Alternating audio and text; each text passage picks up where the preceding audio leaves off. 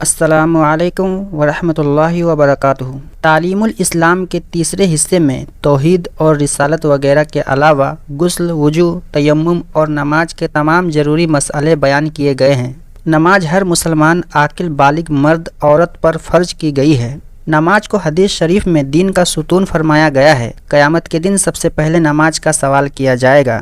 اللہ تعالی ہم سب کو نماز سیکھنے اور پابندی سے پڑھنے کی توفیق دے، آمین۔ تعلیم الاسلام حصہ 3 کا پہلا شعبہ، جس کا مشہور نام ہے تعلیم الایمان یا اسلامی عقیدے۔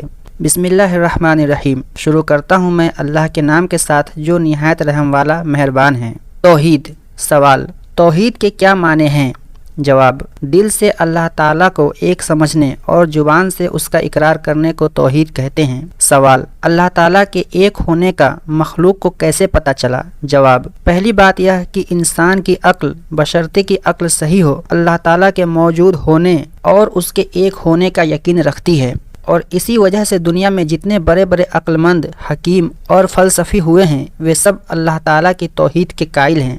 دوسرے یہ کہ اللہ تعالیٰ کے پیغمبروں نے ایک رائے ہو کر مخلوق کو توحید کی تعلیم دی اور بتایا کہ اللہ تعالیٰ ایک ہے، اس جیسا اور کوئی دوسرا نہیں۔ سوال: کیا قرآن مجید میں توحید کی تعلیم دی گئی ہے؟ جواب: ہاں، قرآن مجید میں توحید کی تعلیم پوری اور اعلیٰ درجے پر دی گئی ہے، بلکہ آج دنیا میں صرف قرآن مجید ہی ایسی کتاب ہے جو خالص توحید کی تعلیم دیتی ہے۔ اگرچہ پہلی آسمانی کتابوں میں بھی توحید کی تعلیم تھی، لیکن ان تمام کتابوں میں لوگوں نے عدل بدل کر ڈالی اور توحید کے خلاف باتیں داخل کر دی اور اللہ کی بھیجی ہوئی آسمانی تعلیم کو بدل دیا۔ اس کی اصلاح کے لیے اور سچی توحید دنیا میں پھیلانے کے لیے اللہ تعالیٰ نے حضرت محمد صلی اللہ علیہ وسلم کو بھیجا اور اپنی خاص کتاب قرآن مجید نازل فرمائی اور اس میں صاف صاف سچی اور خالص توحید کی تعلیم دی۔ سوال: قرآن مجید کی کن آیتوں سے توحید ثابت ہوتی ہے؟ جواب: تمام قرآن مجید میں شروع سے آخر تک توحید کی تعلیم بھری ہوئی ہے۔ کچھ آیتیں یہ ہیں: وَإِلَٰهُكُمْ إِلَٰهٌ وَاحِدٌ لَا إِلَٰهَ إِلَّا هُوَ الرَّحْمَٰنُ الرَّحِيمُ،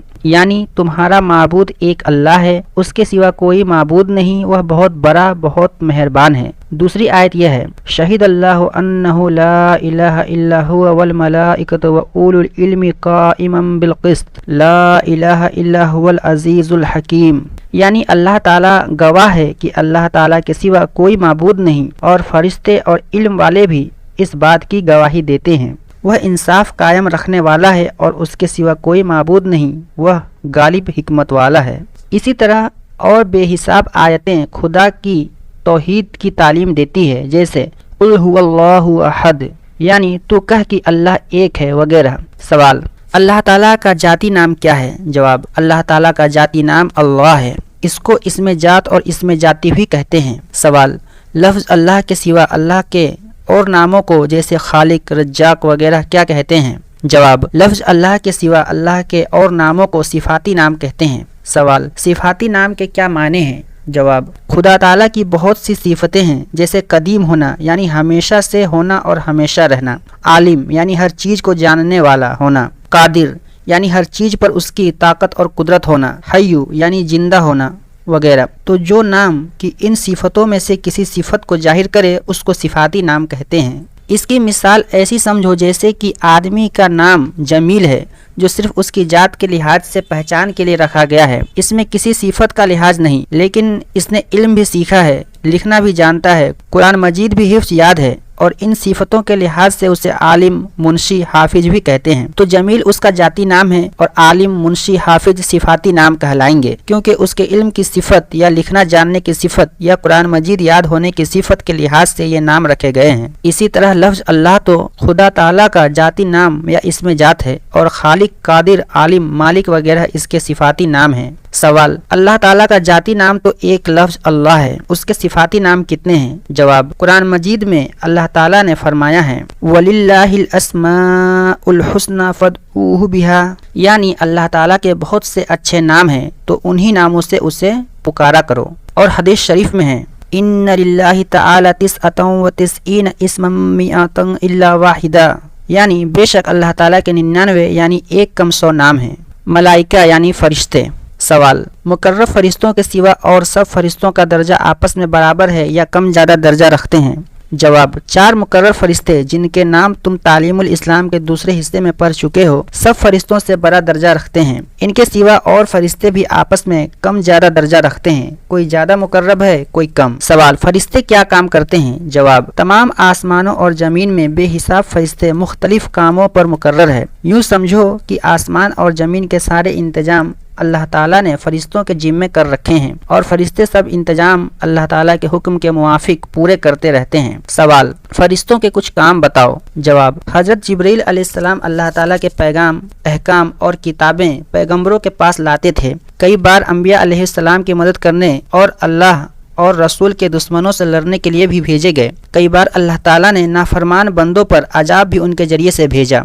हजरत मिकाईल अलैहिस्सलाम दुनिया को रोजी पहुँचाने और बारिश वगैरह के इंतजाम पर मुकर्रर है और बेहिसाब फरिश्ते उनकी मातहती में काम करते हैं। कुछ बादलों के इंतजाम पर मुकर्रर है, कुछ हवाओं के इंतजाम पर मामूर है और कुछ दरियाओं, तालाबों, नहरों पर मुकर्रर है और इन सब चीज़ों का इंतजाम अल्लाह ताला के हुक्म के मुआफिक करते हैं। हजरत इसराफिल अलैहिस्सलाम क़यामत को सूर फूकेंगे। हजरत इजराइल अलैहिस्सलाम मखलूक की जान निकालने पर मुकर्रर है और उनकी मातहती में भी बेहिसाब फरिश्ते काम करते हैं। नेक बंदों की जान निकालने वाले फरिश्ते अलग हैं और बुरे काम करने वाले आदमियों की जान निकालने वाले अलग हैं। इनके सिवा फरिश्तों के कुछ काम ये हैं। पहला, हर इंसान के साथ 2 फरिश्ते रहते हैं। एक फरिश्ता उसके नेक काम लिखता है और दूसरा बुरे काम लिखता है। इन फरिश्तों को किरामन कातिबीन कहते हैं। दूसरा, कुछ फरिश्ते आफतों और मुसीबतों से इंसान की हिफाजत करने पर मुकर्रर है। बच्चों, बूढ़ों, कमजोरों की और जिन लोगों के बारे में अल्लाह ताला का हुक्म होता है उनकी हिफाजत करते हैं। नंबर 3, कुछ फरिश्ते इंसान के मर जाने के बाद कब्र में उससे सवाल करने पर मुकर्रर हैं। हर इंसान की कब्र में 2 फरिश्ते आते हैं, उनको मुनकर और नकीर कहते हैं। नंबर 4, कुछ फरिश्ते इस काम पर मुकर्रर है कि दुनिया में फिरते रहें और जहाँ अल्लाह ताला का जिक्र होता हो, वाज होता हो, कुरान मजीद पढ़ा जाता हो और दरूद शरीफ पढ़ा जाता हो, दीन के इल्म की तालीम होती हो, ऐसी मजलिसों में हाजिर हो और जितने लोग इस मजलिस में इस नेक काम में शरीक हो उनकी शिरकत की गवाही अल्लाह ताला के सामने दें। दुनिया में जो फरिश्ते काम करते हैं उनकी सुबह शाम तब्दीली भी होती है। सुबह की नमाज के वक्त रात वाले फरिश्ते आसमानों पर चले जाते हैं और दिन में काम करने वाले आ जाते हैं और असर की नमाज के बाद दिन वाले फरिश्ते चले जाते हैं, रात में काम करने वाले आ जाते हैं। नंबर 5, कुछ फरिश्ते जन्नत के इंतजामों और उसके कारोबार पर मुकर्रर है। नंबर 6, कुछ फरिश्ते दोजख के इंतजाम पर मुकर्रर है। नंबर 7, कुछ फरिश्ते अल्लाह ताला के अर्श के उठाने वाले हैं। नंबर 8, कुछ फरिश्ते अल्लाह ताला की इबादत और तस्बीह व तकदीस में मशगूल रहते हैं। सवाल, यह कैसे मालूम हुआ कि फरिश्ते ये काम करते हैं? जवाब, ये सारी बातें कुरान मजीद और हदीसों में आई है। अल्लाह ताला की किताबें। सवाल, तौरेत, जबूर और इंजील का आसमानी किताबें होना कैसे मालूम हुआ? जवाब, इन तीनों किताबों का आसमानी किताबें होना कुरान मजीद से साबित होता है। तौरेत के बारे में अल्लाह ताला ने फरमाया है, इन्ना अंज़लना तौरात फीहा हुदन व नूर, यानी बेशक हमने तौरेत उतारी, इसमें हिदायत व नूर है। जबूर के बारे में फरमाया, व आतैना दाऊद ज़बूरा, यानी हमने दाऊद को ज़बूर दी। इंजील के बारे में फरमाया, व कफ़ैना बिईसा इब्न मरियम व आतैनाहुल इंजील, यानी हमने मरियम के बेटे ईसा को भेजा और उन्हें इंजील दी। बस मुसलमानों को कुरान मजीद के जरिए से इन तीनों किताबों का आसमानी किताबें होना मालूम हुआ। सवाल, अगर कोई आदमी तौरेत, जबूर, इंजील को अल्लाह ताला की किताबें न माने तो वह कैसा है? जवाब, ऐसा आदमी काफिर है, क्योंकि इन किताबों का अल्लाह की किताबें होना कुरान मजीद से साबित हुआ है। तो जो आदमी इनको अल्लाह की किताबें नहीं मानता वह कुरान मजीद की बताई हुई बात को नहीं मानता है, और जो कुरान मजीद की बताई हुई बात को न माने वह काफिर है। सवाल, तो क्या तौरेत, जबूर और इंजील जो ईसाइयों के पास मौजूद है वही असली आसमानी तौरेत, जबूर और इंजील हैं? जवाब, नहीं, क्योंकि कुरान मजीद से यह बात भी साबित होती है कि इन किताबों को लोगों ने अदल बदल कर दिया है। मौजूदा तौरेत, जबूर और इंजील वे असली किताबें नहीं हैं, बल्कि इनमें तहरीफ यानी अदल बदल हुई है। इसलिए इन मौजूदा तीनों किताबों के बारे में यह यकीन नहीं रखना चाहिए कि ये असली आसमानी किताबें हैं। सवाल, यह कैसे मालूम हुआ कि कुछ पैगंबरों पर सहीफे उतरे थे? जवाब, कुरान मजीद से साबित है कि कुछ पैगंबरों पर सहीफे नाजिल हुए थे। हजरत इब्राहिम अलैहिस्सलाम के सहीफों का जिक्र सूरत सब्बिहिस्म रब्बिकल आला में मौजूद है। सवाल, कुरान मजीद अल्लाह ताला की किताब है या उसका कलाम? जवाब, कुरान मजीद अल्लाह ताला की किताब भी है और अल्लाह ताला का कलाम भी है। कुरान मजीद में इसको किताबुल्लाह भी फरमाया है और कलामुल्लाह भी। सवाल, तौरेत, जबूर, इंजील और कुरान मजीद में से अफजल कौन सी किताब है? जवाब, कुरान मजीद सबसे अफजल है। सवाल, कुरान मजीद को पहले किताबों पर क्या फजीलत है? جواب: بہت سی فضیلتیں ہیں، جن میں سے کچھ فضیلتیں یہ ہیں۔ پہلی یہ ہے کہ قرآن مجید کا ایک ایک حرف اور ایک ایک لفظ محفوظ ہے، اس میں ایک نقطے کے بھی کمی بیسی نہیں ہے اور نہ قیامت تک ہو سکے گی، اور پہلی کتابوں میں لوگوں نے عدل بدل کر ڈالی۔ دوسری ہے کہ قرآن مجید کی نجم یعنی عبارت مجیز ہے، یعنی ایسے اونچے درجے کی عبارت ہے کہ قرآن مجید کی چھوٹی سے چھوٹی صورت جیسی کوئی صورت کوئی آدمی نہیں بنا سکتا۔ تیسری ہے کہ قرآن مجید آخری شریعت کے قانون لایا ہے، اس لیے اس کے بہت سے قانونوں نے پہلی کتابوں کے حکموں کو منسوخ کر دیا۔ چوتھی یہ کہ پہلی کتابیں ایک بار ہی اکٹھی نازل ہوئی اور قرآن مجید 23 سال تک ضرورتوں کے لحاظ سے تھوڑا تھوڑا نازل ہوتا رہا۔ دھیرے دھیرے اور ضرورتوں کے وقت اترنے کی وجہ سے لوگوں کے دلوں میں اترتا گیا اور سینکڑوں مسلمان ہوتے گئے۔ پانچویں یہ کہ قرآن مجید ہزاروں لاکھوں مسلمانوں کے سینوں میں محفوظ ہے، اور یہ سینہ بسینہ حفاظت رسول کریم صلی اللہ علیہ وسلم کے مبارک زمانے سے آج تک برابر چلتی آتی ہے اور انشاءاللہ تعالی قیامت تک جاری رہے گی۔ اسی سینہ بسینہ حفاظت کی وجہ سے اسلام کے دشمنوں کو کسی وقت یہ موقع نہ ملا کہ قرآن میں کمی بیسی کر سکے یا اسے دنیا سے مٹا دے، اور نہ اللہ تعالیٰ چاہے قیامت تک ایسا موقع ملے گا۔ چھٹی یہ کہ قرآن مجید کے حکم ایسے معتدل ہے کہ ہر زمانے اور ہر قوم کے لیے مناسب ہے۔ دنیا میں کوئی ایسی قوم نہیں کہ وہ قرآن مجید کے حکموں پر عمل کرنے سے عاجز ہو، چونکہ قرآن مجید کے حکم ہر زمانے اور ہر قوم کے مناسب ہے، اس لیے قرآن مجید کے نازل ہونے کے بعد کسی دوسری شریعت اور کسی دوسری آسمانی کتاب کی حاجت یعنی ضرورت باقی نہیں رہی، اور رسول اللہ صلی اللہ علیہ وسلم کی رسالت تمام دنیا کے لیے عام کر دی گئی۔ رسالت: سب پیغمبروں کی گنتی اور نام تو معلوم نہیں، مگر مشہور پیغمبروں کے کچھ نام بتاؤ۔ جواب: مشہور پیغمبروں کے کچھ نام یہ ہیں: حضرت آدم علیہ السلام، حضرت شیش علیہ السلام، حضرت ادریس علیہ السلام، حضرت نوح علیہ السلام، حضرت ابراہیم علیہ السلام، حضرت اسماعیل علیہ السلام، حضرت اسحاق علیہ السلام، حضرت یعقوب علیہ السلام، حضرت یوسف علیہ السلام، حضرت داؤد علیہ السلام، حضرت سلیمان علیہ السلام، حضرت موسیٰ علیہ السلام، حضرت ہارون علیہ السلام، حضرت زکریا علیہ السلام، حضرت یونس علیہ السلام، حضرت لوط علیہ السلام، حضرت صالح علیہ السلام، حضرت ہود علیہ السلام، حضرت شعیب علیہ السلام، حضرت عیسیٰ علیہ السلام، حضرت خاتم النبیین محمد صلی اللہ علیہ وسلم۔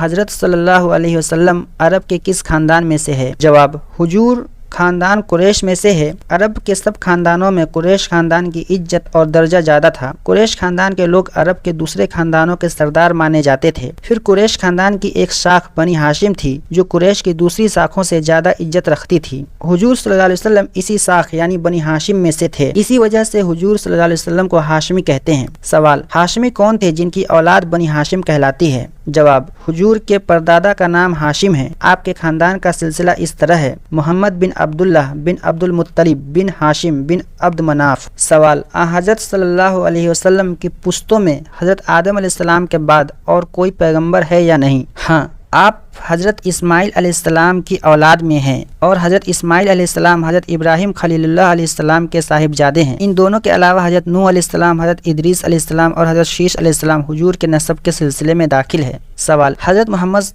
رسول اللہ صلی اللہ علیہ وسلم کو کتنی عمر میں پیغمبری ملی ہے؟ جواب: حضور کی عمر مبارک 40 سال کی تھی کہ آپ پر وحی نازل ہوئی۔ سوال: وحی سے کیا مطلب ہے؟ جواب: وحی سے مطلب یہ ہے کہ اللہ تعالیٰ نے اپنے حکم اور اپنا کلام حضور پر اتارنا شروع کیا۔ سوال: وحی نازل ہونے کے بعد کتنے دنوں تک حضور زندہ رہے؟ جواب: 23 سال، 13 سال مکہ معظمہ میں اور 10 سال مدینہ منورہ میں۔ سوال: مدینہ منورہ میں آپ کیوں چلے گئے تھے؟ جواب: حضور صلی اللہ علیہ وسلم نے مکہ معظمہ کے لوگوں کو اللہ تعالیٰ کی توحید کی تعلیم دی اور ان سے فرمایا کہ بت پرستی چھوڑ دو اور اللہ تعالیٰ پر ایمان لاؤ، تو وہ لوگ آپ کے دشمن ہو گئے کیونکہ وہ بتوں کی عبادت کرتے اور ان کو معبود سمجھتے تھے، اور طرح طرح سے انہوں نے حضور صلی اللہ علیہ وسلم کو تکلیفیں پہنچانی شروع کر دی۔ حضور انور صلی اللہ علیہ وسلم ان کی عداوت اور دشمنی کی سختیاں اور تکلیفیں برداشت کرتے اور توحید کی تعلیم دیتے اور اللہ تعالیٰ کے حکم پہنچاتے رہے، مگر جب ان کی دشمنی کی کوئی حد باقی نہ رہی اور سب نے مل کر حضور کو قتل کر دینے کا ارادہ کر لیا، تو حضور انور صلی اللہ علیہ وسلم اللہ تعالیٰ کے حکم سے اپنے پیارے وطن مکہ معظمہ کو چھوڑ کر مدینہ منورہ تشریف لے گئے۔ مدینہ منورہ کے لوگ پہلے مسلمان ہو چکے تھے اور وہ حضور صلی اللہ علیہ وسلم کے مدینہ میں تشریف لانے کے بڑے مشتاق تھے۔ جب حضور انور صلی اللہ علیہ وسلم مدینہ منورہ میں پہنچے تو ان مسلمانوں نے حضور صلی اللہ علیہ وسلم کی اور حضور کے ساتھیوں کی اپنی جان و مال سے مدد اور اعانت کی۔ حضور کے مدینہ منورہ میں تشریف لے جانے کی خبر سن کر اور مسلمان بھی جن کو کافر ستاتے رہتے تھے धीरे धीरे मदीना मुनव्वरा में चले गए। हज़रत सल्लल्लाहु अलैहि वसल्लम के मक्का से मदीना मुनव्वरा चले जाने को हिजरत कहते हैं और उन मुसलमानों को जो अपने घर बार छोड़कर मदीना में चले आए मुहाजिरीन कहते हैं, और मदीना के मुसलमान जिन्होंने हज़रत सल्लल्लाहु अलैहि वसल्लम और मुहाजिरीन की मदद की उन्हें अंसार कहते हैं। सवाल, हज़रत सल्लल्लाहु अलैहि वसल्लम के नबूवत के दावे से पहले अरब के लोग आपको कैसा समझते थे? जवाब, नबूवत के दावे से पहले सब लोग आपको बड़ा ही सच्चा, पाकबाज और अमानतदार आदमी समझते थे। मोहम्मद अमीन कहकर पुकारते थे, जिसका मतलब यह है कि आप उनके नज़दीक बहुत ही मोतबर और सच्चे आदमी थे और सब लोग आपकी बहुत इज्जत और तौकीर करते थे। सवाल, इस बात की क्या दलील है कि हज़रत मोहम्मद सल्लल्लाहु अलैहि वसल्लम सबसे पिछले पैगंबर है और आपके बाद कोई नबी नहीं आएगा? जवाब, पहली बात यह है कि कुरान मजीद में अल्लाह ताला ने आपको खातिमुन नबीयीन फरमाया है, जिसका मतलब यह है कि आप सब पैगंबरों में आखिरी पैगंबर हैं। दूसरी है कि हुजूर रसूल करीम सल्लल्लाहु अलैहि वसल्लम ने फरमाया है,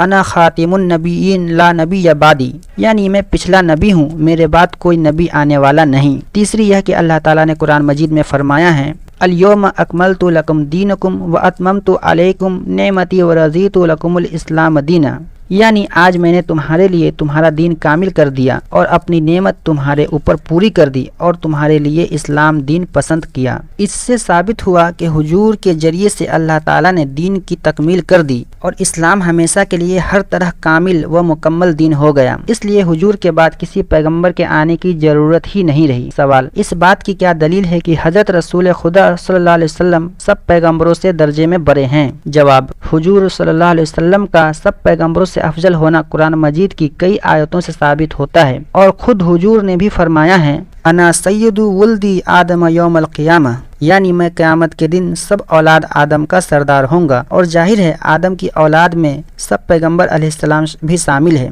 तो हज़रत सल्लल्लाहु अलैहि वसल्लम सब पैगंबरों से अफजल और उनके सरदार हुए। सहाबाए किराम का बयान। सहाबी किसे कहते हैं?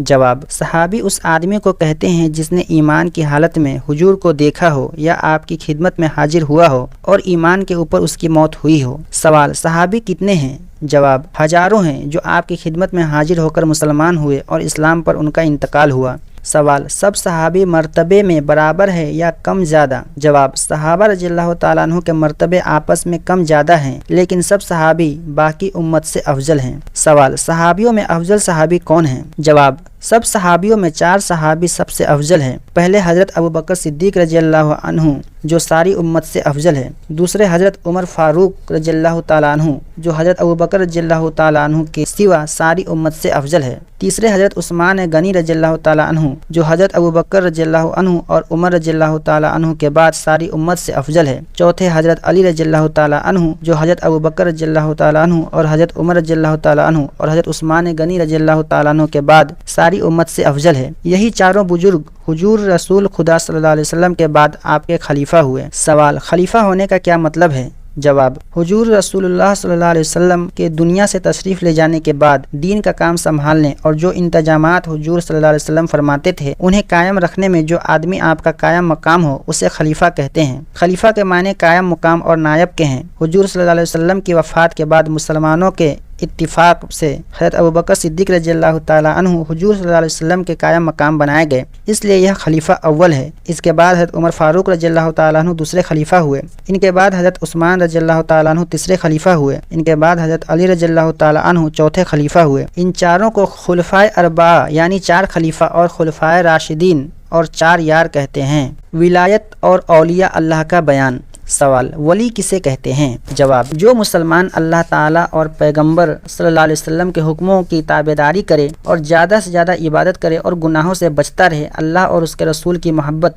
दुनिया की सब चीज़ों की मोहब्बत से ज़्यादा रखता हो तो वह अल्लाह ताला से करीब और उसका प्यारा होता है, उसको वली कहते हैं। सवाल, वली की क्या पहचान है? जवाब, वली की पहचान यह है कि वह मुसलमान, मुत्तकी व परहेजगार हो, ज़्यादा से ज़्यादा इबादत करता हो, अल्लाह और उसके रसूल की मोहब्बत उस पर गालिब हो, दुनिया का लालच उससे न हो, आखिरत का ख्याल हर वक्त नज़रों के सामने रखता हो। सवाल, क्या सहाबी को वली कह सकते हैं? جواب: ہاں، صحابی اللہ کے ولی تھے، کیونکہ حضور رسول کریم صلی اللہ علیہ وسلم کی صحبت کی برکت سے ان کے دلوں میں اللہ اور اس کے رسول کی محبت غالب تھی۔ دنیا سے محبت نہیں رکھتے تھے، زیادہ سے زیادہ عبادت کرتے تھے، گناہوں سے بچتے تھے، اللہ اور اس کے رسول کے حکموں کی تابعداری کرتے تھے۔ سوال: کیا کوئی صحابی یا ولی کسی نبی کے برابر ہو سکتا ہے؟ جواب: کبھی نہیں۔ صحابی یا ولی کتنا ہی بڑا درجہ رکھتا ہو، کسی نبی کے برابر نہیں ہو سکتا۔ سوال: ایسا ولی جو صحابی نہ ہو کسی صحابی کے مرتبے کے برابر یا اس سے زیادہ مرتبے والا ہو سکتا ہے؟ جواب: نہیں، صحابی ہونے کی فضیلت بہت بڑی ہے، اس لیے کوئی ولی جو صحابی نہ ہو مرتبے میں صحابی کے برابر یا بڑھ کر نہیں ہو سکتا۔ سوال: کچھ لوگ شریعت کے خلاف کام کرتے ہیں، جیسے نماز نہیں پڑھتے یا داڑھی منڈاتے ہیں، اور لوگ انہیں ولی سمجھتے ہیں، تو ایسے لوگوں کو ولی سمجھنا کیسا ہے؟ جواب: بالکل غلط ہے۔ یاد رکھو کہ ایسا آدمی جو شریعت کے خلاف کام کرتا ہو ہرگز ولی نہیں ہو سکتا۔ سوال: کیا کوئی ولی ایسے بھی ہوتے ہیں کہ شریعت کے حکم جیسے نماز روزہ انہیں معاف ہو جائے؟ جواب: جب تک آدمی اپنے ہوش و حواس میں ہو اور اس کی طاقت اور استطاعت ٹھیک ہو، کوئی عبادت معاف نہیں ہو سکتی اور نہ کوئی گناہ کی بات اس کے لیے جائز ہوتی ہے۔ جو لوگ ہوش و حواس اور استطاعت ٹھیک ہونے کی حالت میں عبادت نہ کریں، شریعت کے خلاف کام کرے اور کہیں کہ ہمارے لیے یہ بات جائز ہے، وہ بے دین ہے، ہرگز ولی نہیں ہو سکتے۔ معجزہ اور کرامت کا بیان۔ سوال: معجزہ کسے کہتے ہیں؟ جواب: اللہ تعالیٰ اپنے پیغمبروں سے کبھی ایسی عادت کے خلاف باتیں ظاہر کرا دیتا ہے جن کے کرنے سے دنیا کے اور لوگ عاجز ہوتے ہیں، تاکہ لوگ ایسی باتوں کو دیکھ کر سمجھ لے کہ یہ اللہ کے بھیجے ہوئے ہیں۔ ایسی باتوں کو معجزہ کہتے ہیں۔ سوال: پیغمبروں نے کیا کیا معجزے دکھائے؟ جواب: پیغمبروں نے اللہ کے حکم سے بے حساب معجزے دکھائے۔ کچھ مشہور معجزے یہ ہیں: حضرت موسیٰ علیہ السلام کا عصا سانپ کی شکل بن گیا اور جادوگروں کے جادو کے سانپوں کو نگل گیا۔ حضرت موسیٰ علیہ السلام کے ہاتھ میں اللہ تعالیٰ ایسی چمک پیدا کر دیتا تھا کہ اس کی روشنی آفتاب یعنی سورج کی روشنی پر غالب آ جاتی تھی۔ حضرت موسیٰ علیہ السلام کے لیے نیل ایک دریا کا نام کے بیچ میں سوکھے راستے بن گئے اور وہ اپنے ساتھیوں سمیت ان راستوں سے دریا پار اتر گئے۔ جب فرعون کا لشکر ان راستوں میں گزر جانے کے ارادے سے بیچ دریا میں پہنچا تو پانی مل گیا اور فرعون لشکر سمیت ڈوب گیا۔ حضرت عیسیٰ علیہ السلام اللہ کے حکم سے مردوں کو زندہ کر دیتے تھے، مادر جات اندھوں کو بینائی دیتے تھے، کوڑھیوں کو اچھا کر دیتے تھے، مٹی کی چڑیاں بنا کر انہیں زندہ کر کے اڑا دیتے تھے۔ ہمارے حضرت رسول اللہ صلی اللہ علیہ وسلم کا بڑا معجزہ قرآن مجید ہے کہ لگ بھگ 1350-1400 سال کی مدت گزر گئی، لیکن آج تک عربی زبان کے بڑے بڑے عالم فاضل باوجود اپنی کوشش ختم کر ڈالنے کے بھی قرآن مجید کی چھوٹی سے چھوٹی سورت جیسی سورت بھی نہ بنا سکے اور نہ قیامت تک بنا سکیں گے۔ دوسرا معجزہ حضرت صلی اللہ علیہ وسلم کا معراج ہے۔ تیسرا معجزہ شق القمر یعنی چاند کے 2 ٹکڑے کرنا ہے۔ چوتھا معجزہ حضور صلی اللہ علیہ وسلم کا یہ ہے کہ آپ نے اللہ کے بتانے سے بہت سی آنے والی باتوں کی ان کے ہونے سے پہلے خبر دی اور وہ اسی طرح پوری ہوئی۔ پانچواں معجزہ حضور صلی اللہ علیہ وسلم کا یہ ہے کہ حضور صلی اللہ علیہ وسلم کی دعا کی برکت سے 1-2 آدمیوں کا کھانا سینکڑوں آدمیوں نے پیٹ بھر کر کھا لیا۔ اس کے علاوہ حضور سرور عالم صلی اللہ علیہ وسلم کے سینکڑوں معجزے ہیں جو تم بڑی کتابوں میں پڑھو گے۔ سوال: معراج کسے کہتے ہیں؟ جواب: اللہ تعالیٰ کے حکم سے حضور انور صلی اللہ علیہ وسلم رات کو جاگتے میں براق پر سوار ہو کر مکہ معظمہ سے بیت المقدس تک اور وہاں سے 7 آسمانوں پر اور پھر جہاں تک خدا تعالیٰ کو منظور تھا وہاں تک تشریف لے گئے۔ اسی رات میں جنت اور دوزخ کی سیر کی اور پھر اپنی جگہ پر واپس آ گئے، اسی کو معراج کہتے ہیں۔ سوال: شق القمر سے کیا مطلب ہے؟ جواب: شق القمر سے مطلب یہ ہے کہ ایک رات مکہ کے کافروں نے حضور انور صلی اللہ علیہ وسلم سے کہا کہ ہمیں کوئی معجزہ دکھائیے، تو حضرت صلی اللہ علیہ وسلم نے چاند کے 2 ٹکڑے کر دیے اور سب لوگوں نے جو وہاں حاضر تھے دونوں ٹکڑے دیکھ لیے، پھر وہ دونوں ٹکڑے آپس میں مل گئے اور چاند جیسا تھا ویسا ہی ہو گیا۔ سوال: کرامت کسے کہتے ہیں؟ جواب: اللہ تعالیٰ اپنے نیک بندوں کی عزت بڑھانے کے لیے ایسی باتیں ظاہر کر دیتا ہے جو عادت کے خلاف اور مشکل ہوتی ہے کہ دوسرے لوگ نہیں کر سکتے، ان باتوں کو کرامت کہتے ہیں۔ نیک بندوں اور اولیاء اللہ سے کرامتوں کا ظاہر ہونا حق ہے۔ سوال: معجزے اور کرامت میں کیا فرق ہے؟ جواب: جس شخص نے پیغمبری کا دعویٰ کیا ہو اور اس سے کوئی عادت کے خلاف اور مشکل بات ظاہر ہو اسے معجزہ کہتے ہیں، اور جس نے پیغمبری کا دعویٰ نہ کیا ہو لیکن متقی پرہیزگار ہو اور اس کے سارے کام شریعت شریف کے مطابق ہو، اگر اس سے کوئی ایسی بات ظاہر ہو تو اسے کرامت کہتے ہیں، اور اگر شریعت کے خلاف اور بے دین لوگوں سے کوئی عادت کے خلاف بات ظاہر ہو تو اسے استدراج کہتے ہیں۔ سوال: کیا اولیاء اللہ سے کرامتیں ظاہر ہونی ضروری ہے؟ جواب: نہیں، یہ کوئی ضروری بات نہیں کہ ولی سے کوئی کرامت ظاہر ہو۔ ممکن ہے کہ کوئی شخص اللہ کا دوست اور ولی ہو اور عمر بھر اس سے کوئی کرامت ظاہر نہ ہو۔ سوال: کچھ خلاف شرع فقیروں سے ایسی باتیں ظاہر ہوتی ہے جو اور لوگ نہیں کر سکتے، انہیں کیا سمجھنا چاہیے؟ جواب: ایسے لوگوں سے جو شریعت کے خلاف کام کرے، اگر کوئی ایسی بات ظاہر ہو تو سمجھو کہ یہ جادو یا استدراج ہے، کرامت ہرگز نہیں ہو سکتی۔ ایسے لوگوں کو ولی سمجھنا اور ان کے خلاف عادت باتوں کو کرامت سمجھنا شیطانی دھوکہ ہے۔ تعلیم الاسلام حصہ 3 دوسرا شعبہ، جس کا مشہور نام ہے تعلیم الارکان یا اسلامی اعمال۔ بسم اللہ الرحمن الرحیم، یعنی شروع کرتا ہوں میں اللہ کے نام کے ساتھ جو نہایت رحم والا مہربان ہے۔ وضو کے باقی مسئلے کا بیان۔ سوال: وضو کیے بغیر نماز پڑھنا کیسا ہے؟ جواب: بہت بڑے گناہ کی بات ہے، بلکہ کچھ عالموں نے تو ایسے آدمیوں کو جو جان بوجھ کر وضو کیے بنا نماز میں کھڑا ہو جائے کافر کہا ہے۔ سوال: نماز کے لیے وضو کی شرط ہونے کی کیا دلیل ہے؟ جواب: قرآن مجید کی یہ آیت، یا ایھا الذین آمنوا اذا قمتم الی الصلاۃ فاغسلوا وجوہکم وایدیکم الی المرافق وامسحوا برؤوسکم وارجلکم الی الکعبین، یعنی اے ایمان والو، جب تم نماز کے لیے اٹھو تو پہلے اپنے منہ اور کہنیوں تک ہاتھ دھو لو اور اپنے سروں پر مسح کر لو اور گٹوں تک پاؤں دھو لو۔ اور رسول کریم صلی اللہ علیہ وسلم نے فرمایا ہے، مفتاح الصلاۃ الطہور، یعنی نماز کی کنجی یا شرط طہارت ہے۔ وضو کے فرضوں کے باقی مسئلے کا بیان۔ سوال: دھونے کی حد کیا ہے جسے دھونا کہہ سکے؟ جواب: اتنی پانی ڈالنا کہ بدن کے حصے پر پانی بہہ کر 1-2 بوندیں ٹپک جائے، دھونے کی کم سے کم حد ہے۔ اس سے کم کو دھونا نہیں کہتے، جیسے کہ کسی نے ہاتھ بھگو کر منہ پر پھیر لیا یا اتنا تھوڑا پانی منہ پر ڈالا کہ وہ بہہ کر منہ پر ہی رہ گیا، ٹپکا نہیں، تو یہ نہیں کہا جائے گا کہ اس نے منہ دھو لیا اور وضو صحیح نہ ہوگا۔ سوال: بدن کے جن حصوں کا وضو میں دھونا فرض ہے انہیں کتنی بار دھونے سے فرض ادا ہو جائے گا؟ جواب: 1 بار دھونا فرض ہے اور اس سے زیادہ 3 بار دھونا سنت ہے، اور 3 بار سے زیادہ دھونا ناجائز اور مکروہ ہے۔ سوال: کہاں سے کہاں تک منہ دھونا فرض ہے؟ جواب: ماتھے کے بالوں کی جگہ سے ٹھوڑی کے نیچے تک اور ایک کان کی لو سے دوسرے کان کی لو تک دھونا فرض ہے۔ سوال: جن حصوں کا دھونا فرض ہے ان میں سے اگر تھوڑی سی جگہ سوکھی رہ جائے تو وضو ٹھیک ہو جائے گا یا نہیں؟ جواب: اگر ایک بال برابر بھی کوئی جگہ سوکھی رہ جائے تو وضو نہ ہوگا۔ سوال: اگر کسی آدمی کے 6 انگلیاں ہوں تو چھٹی انگلی کا دھونا فرض ہے یا نہیں؟ جواب: ہاں فرض ہے، اور اسی طرح جو چیز زیادہ پیدا ہو جائے اور اس جگہ پر ہو جس کا دھونا فرض ہے تو اس کا دھونا فرض ہو جاتا ہے۔ سوال: مسح کرنے کے کیا معنی ہیں؟ جواب: ہاتھ کو پانی سے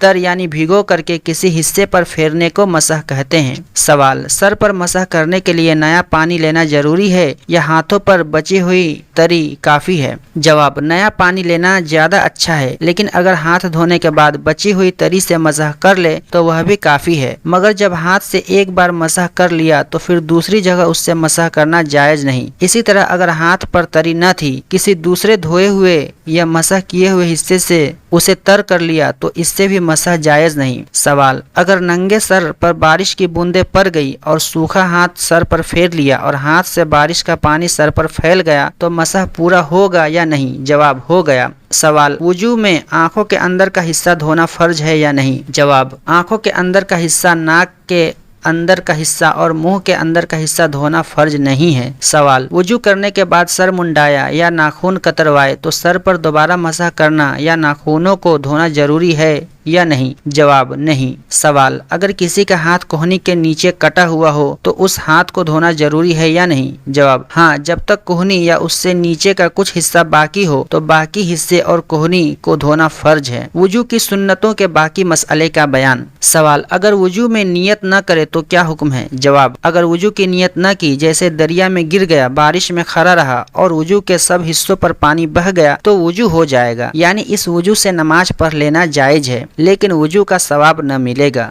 सवाल, वजू की नियत किस तरह करनी चाहिए? जवाब, नियत के मायने इरादा करने के हैं। जब वजू करने लगे तो यह इरादा करे कि नापाकी दूर करने और पाकी हासिल होने और नमाज जायज हो जाने के लिए वजू करता हूँ। बस यह इरादा और ख्याल कर लेना ही वजू की नियत है। सवाल, नियत का जुबान से कहना जरूरी है या नहीं? जवाब, जुबान से कहना जरूरी नहीं, हाँ कह ले तो कुछ हर्ज भी नहीं। सवाल, वजू होने की हालत में नया वजू करे तो क्या नियत करे? जवाब, सिर्फ यह नियत करे कि वजू पर वजू करने की फजीलत यानी बड़ाई और सवाब हासिल करने के लिए वजू करता हूँ। सवाल, वजू में बिस्मिल्लाह पूरी पढ़ना चाहिए या नहीं? जवाब, बिस्मिल्लाहिर्रहमानिर्रहीम पूरी पढ़ना या बिस्मिल्लाहिल अलील अज़ीम वल्हम्दुलिल्लाहि अला दीनिल इस्लामी या बिस्मिल्लाहि वल्हम्दुलिल्लाहि तीनों तरह पढ़ना जायज है। सवाल, मिसवाक करना कैसा है और उसका क्या तरीका है? जवाब, मिसवाक करना सुन्नत मुअक्किदा है। इसका बहुत बड़ा सवाब है और इसमें बहुत फायदे हैं। मिसवाक किसी कड़वे पेड़ की जड़ या लकड़ी की होनी चाहिए, जैसे पीलू की जड़ या नीम की लकड़ी। मिसवाक एक बालिश से ज्यादा ना रखनी चाहिए। धोकर मिसवाक करे और धोकर रखे। पहले दाईं तरफ के दांतों में फिर बाईं तरफ के दांतों में करनी चाहिए। 3 बार मिसवाक करना और हर बार नया पानी लेना चाहिए। सवाल, हलक में पानी डालकर सफाई करना यानी गरगरा करना कैसा है? जवाब, वजू और गुस्ल में गरगरा सुन्नत है, लेकिन रोजे की हालत में न करना चाहिए। दाएं हाथ से कुल्ली करना चाहिए। सवाल, नाक में पानी डालने का क्या तरीका है? जवाब, दाएं हाथ में पानी लेकर नाक से लगाए और सांस लेकर पानी नाक में चढ़ाए, लेकिन इतना न खींचे कि दिमाग तक चढ़ जाए। रोजेदार को चाहिए कि वह सिर्फ हाथ से पानी नाक में चढ़ाए, सांस से न खींचे। कुल्ली करना और नाक में पानी डालना दोनों सुन्नत मुअक्किदा है। सवाल, दाढ़ी के किस हिस्से का खिलाल करना उंगलियों से तरी पहुंचाना सुन्नत है? जवाब, दाढ़ी के नीचे अंदर के बालों का खिलाल करना सुन्नत है और जो बाल चेहरे की तरफ चेहरे की खाल से करीब है उन सब का धोना फर्ज है। सवाल, उंगलियों का खिलाल किस तरह करना चाहिए? जवाब, हाथों की उंगलियों का खिलाल इस तरह करे कि एक हाथ की उंगलियां दूसरे हाथ की उंगलियों में डालकर हिलाएं और पांव की उंगलियों का खिलाल बाएं हाथ की छंगुलियों से करे यानी छोटी उंगली से करे। दाएं पांव की छंगलियां यानी छोटी उंगली से शुरू करके बाएं पांव की छंगुलियां यानी छोटी उंगली पर खत्म करे। सवाल, सारे सर का मसह किस तरह करना चाहिए? जवाब, दोनों हाथ पानी से तर यानी भिगो करके सर के दोनों तरफ माथे के बालों की जगह पर रखो और हथेलियों की उंगलियों समेत गुद्दी तक ले जाओ और फिर वापस लौटाओ। इसका ख्याल रखो कि सारे सर पर हाथ फिर जाए। सवाल, कानों की मसह के लिए नया पानी लेना चाहिए या नहीं? जवाब, नहीं, सर के मसह के लिए जो पानी लिया था वही काफी है। अंदर कानों का मसह शहादत की उंगली से करना चाहिए और बाहर कान का मसह अंगूठे से करना चाहिए। वजू में जो मुस्तहब है उनके बाकी मसले का बयान। सवाल, दाईं तरफ से शुरू करना सुन्नत है या मुस्तहब? जवाब, कुछ आलिमों ने इसे सुन्नत कहा है और कुछ ने मुस्तहब बताया है। सवाल, गर्दन पर मसह करने की क्या सूरत है? जवाब, गर्दन पर दोनों हाथों की उंगलियों को पीठ की तरफ से मसह करना चाहिए। गले पर मसह करना बिदअत यानी सुन्नत के खिलाफ है। सवाल, वजू में और क्या क्या आदाब है? जवाब, वजू के आदाब बहुत से हैं, जैसे छंगलिया यानी छोटी उंगली का सिरा भिगोकर कानों के सुराख में डालना। नंबर 2, नमाज के वक्त से पहले वजू कर लेना। नंबर 3, आजा वजू के हिस्सों को धोते वक्त मलना। नंबर 4, अंगूठी या छल्ले को हिलाना। नंबर 5, दुनिया की बातें न करना। नंबर 6, जोर से पानी मुंह पर न मारना। नंबर 7, ज्यादा पानी न बहाना। नंबर 8, हर हिस्से को धोते वक्त बिस्मिल्लाह पढ़ना। नंबर 9, वजू के बाद दरूद शरीफ पढ़ना। नंबर 10, वजू के बाद कलिमा शहादत और यह दुआ पढ़ना, अल्लाहुम्मा अजअल्नी मिनत तवाबीन वजअल्नी मिनल मुततहिरीन। नंबर 11, वजू से बचा हुआ पानी खड़े होकर पीना। नंबर 12, वजू के बाद 2 रकात नमाज तहियतुल वजू पढ़ना वगैरह। वजू तोड़ने वाली बातों के बाकी मसले का बयान। सवाल, नापाक चीज बदन से निकलकर कितनी बह जाए तो वजू टूटता है? जवाब, कोई नापाक चीज बदन से निकलकर उस जगह की तरफ जिसका वजू या गुस्ल में धोना फर्ज है थोड़ी सी भी बह जाए तो वजू टूट जाता है। सवाल, आंख में खून निकलकर आंख के अंदर बहा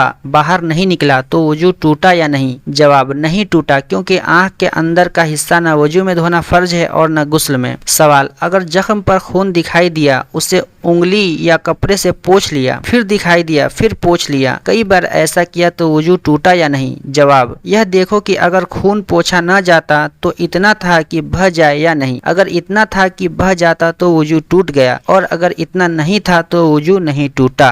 सवाल, कै में क्या चीज निकलने से वजू टूटेगा? जवाब, कै में पित्त या खून या खाना या पानी निकले और मुंह भर के हो तो वजू टूट जाएगा, और अगर खालिस बलगम निकले तो वजू नहीं टूटेगा। सवाल, अगर थोड़ी थोड़ी कै कई बार हुई तो क्या हुक्म है? जवाब, अगर एक मतली से कई बार कै हुई और वह कुल मिलाकर इतनी है कि मुंह भर जाए तो वजू टूट जाएगा। हाँ, अगर एक मतली से थोड़ी कै हुई फिर वह मतली जाती रही और दोबारा मतली पैदा होकर थोड़ी कै हुई तो इन दोनों बार की कै को न जोड़ा जाएगा और वजू नहीं टूटेगा। सवाल, बदन में किसी जगह फुंसी है, इसमें से खून या पीप का धब्बा कपड़े में लग जाता है तो कपड़ा पाक है या नापाक? जवाब, अगर खून या पीप निकलकर बहने के लायक नहीं है, कपड़ा लगने से धब्बा आ जाता है तो वह कपड़ा पाक है, लेकिन फिर भी धोना ज्यादा अच्छा है। सवाल, कै अगर मुंह भर के न हो तो वह नापाक है या नहीं? जवाब, नहीं। सवाल, जोंक ने बदन में चिपट कर खून पिया और मर गई, या मच्छर या पिस्सू ने काटा तो उससे वजू टूटेगा या नहीं? जवाब, जोंक के खून पीने से वजू टूट जाएगा, चाहे छुराने के बाद काटे हुए जख्म से खून न बहे, क्योंकि जोंक इतना खून पी जाती है कि अगर वह बदन से निकलकर उसके पेट में न जाता तो वह बह जाता, और मच्छर पिस्सू के काटने से वजू नहीं टूटता, क्योंकि ये बहुत थोड़ा खून पीते हैं जो बहने के लायक नहीं होता। सवाल, किस तरह की नींद से वजू नहीं टूटता?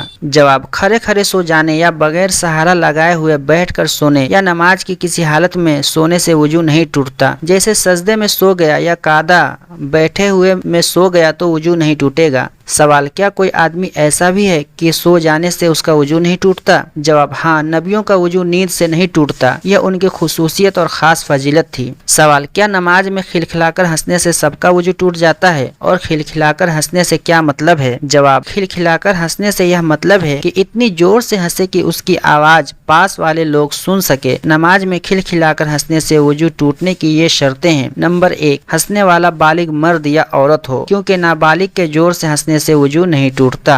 नंबर 2, जागते में हंसे, अगर नमाज में सो गया और सोते में जोर से हंसा तो वजू नहीं टूटेगा। नंबर 3, जिस नमाज में हंसा है वह रुकू सजदे वाली नमाज हो, इसलिए जनाजे की नमाज में जोर से हंसने पर वजू नहीं टूटता। सवाल, क्या किसी दूसरे आदमी के सतर पर नजर पड़ जाने से वजू टूट जाता है? जवाब, अपने या किसी दूसरे आदमी के सतर पर जानबूझकर या अनजाने में नजर पड़ने से वजू नहीं टूटता।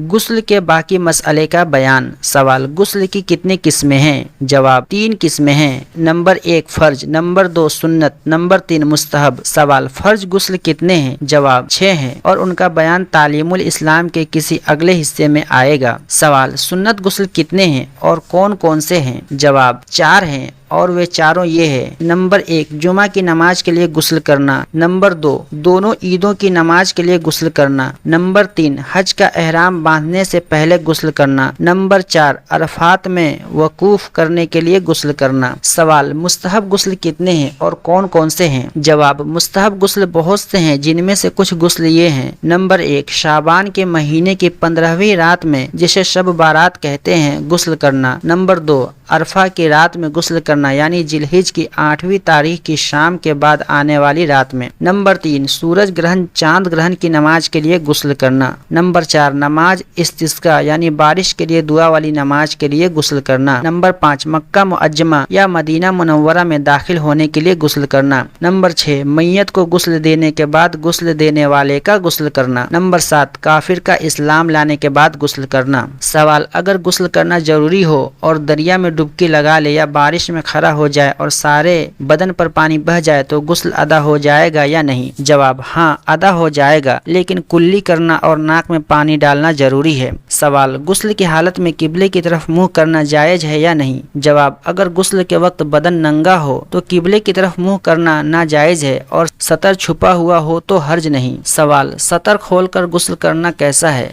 जवाब, गुस्ल खाना में या किसी ऐसी जगह पर जहां दूसरे आदमी की नजर उसके सतर पर न पड़े नंगे बदन नहाना जायज है। सवाल, गुस्ल में कितने मकरूह हैं? जवाब, नंबर 1, पानी ज्यादा बहाना। नंबर 2, सतर खुला होने की हालत में बात करना। नंबर 3, किबले की तरफ मुंह करना। नंबर 4, सुन्नत के खिलाफ गुस्ल करना। सवाल, अगर गुस्ल से पहले वजू न किया तो गुस्ल के बाद नमाज के लिए वजू करना जरूरी है या नहीं? जवाब, गुस्ल के अंदर वजू भी हो गया फिर वजू करने की जरूरत नहीं। मोजों पर मसह करने के बाकी मसले का बयान। सवाल, मसह की मुद्दत का किस वक्त से हिसाब किया जाए? जवाब, जिस वक्त से वजू टूटा है उस वक्त से 1 दिन 1 रात या 3 दिन 3 रात मसह जायज है। मिसाल के लिए मान लिया जाए कि जुमा के सुबह को वजू करके मोजे पहने और उसका यह वजू जोहर का वक्त खत्म होने पर टूटा, तो यह आदमी अगर मुकीम है तो हफ्ते सनीचर की जोहर के वक्त तक मसह कर सकता है और मुसाफिर है तो पीर यानी सोमवार के दिन की जोहर तक मसह कर सकता है। सवाल, मसह किन किन चीजों से टूटता है? जवाब, जिन चीजों से वजू टूटता है उनसे मसह भी टूट जाता है और उनके अलावा नंबर 1 मसह की मुद्दत गुजर जाने, नंबर 2 मोजे उतार देने और नंबर 3 उंगलियों के बराबर मोजे फट जाने से भी मसह टूट जाता है। सवाल, अगर वजू होने की हालत में मोजा उतार दिया या वजू होने की हालत में मसह की मुद्दत पूरी हो गई तो क्या हुक्म है? जवाब, इन दोनों हालतों में सिर्फ पाँव धोकर मोजे पहन लेना काफी है और पूरा वजू कर लेना मुस्तहब है। सवाल, अगर मुसाफिर ने मोजों पर मसह करना शुरू किया और 1 दिन 1 रात के बाद घर आ गया तो क्या करे?